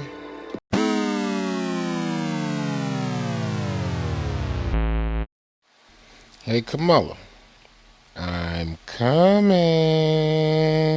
Why not visit the border? Why not see what Americans are seeing? I think that at some point she may go to the border. We'll see, but we'll circle back. You had a message for would-be migrants. Don't come. Do not come. Put it in reverse. Do not come. She may go to the border. I will have to circle back on that one. Do not come. Do not come. I expect at some time she may go to the border. We'll circle back. We have to understand that there's a reason people are arriving at our border. So how quickly does this change what we see at the border? I don't know. I don't understand the point that you're making. There's not going to be a quick fix. I've been very clear from the beginning. What her focus has been, what the assignment is to work with leaders. She's doing exactly what the president asked her to do. It is insulting. It is embarrassing. You had a message for would-be migrants. Don't come. Do not come. Put it in reverse. Do not come. She may go to the border. I will have to circle back on that one. Do not come. Do not come. I expect at some time she may go to the border. We'll circle back. The reason that I'm in Guatemala is to address the reasons people leave home, flee. They want to stay. They don't want to leave. We are going to the border. We've been to the border. This whole thing about the border. You haven't been to the border. And I haven't been to Europe. What her focus has been, what the assignment is to work with leaders. She's doing exactly what the president asked her to do. It is insulting. It is embarrassing. You had a message for would-be migrants. Don't come. Do not come. Put it in reverse. Do not come. She may go to the border. I will have to circle back on that one. Do not come. Do not come. I expect at some time she may go to the border. We'll circle back. I don't know what you tell the people that live at the southern border. I guess they better arm up and get guns and be ready. Maybe they're gonna have to start taking matters into their own hands. It is bad all around. Don't come. Do not come. Put it in reverse. Do not come. She may go to the border. I will have to circle back on that one. Do not come. Do not come. I expect at some time she may go to the border. We'll circle back.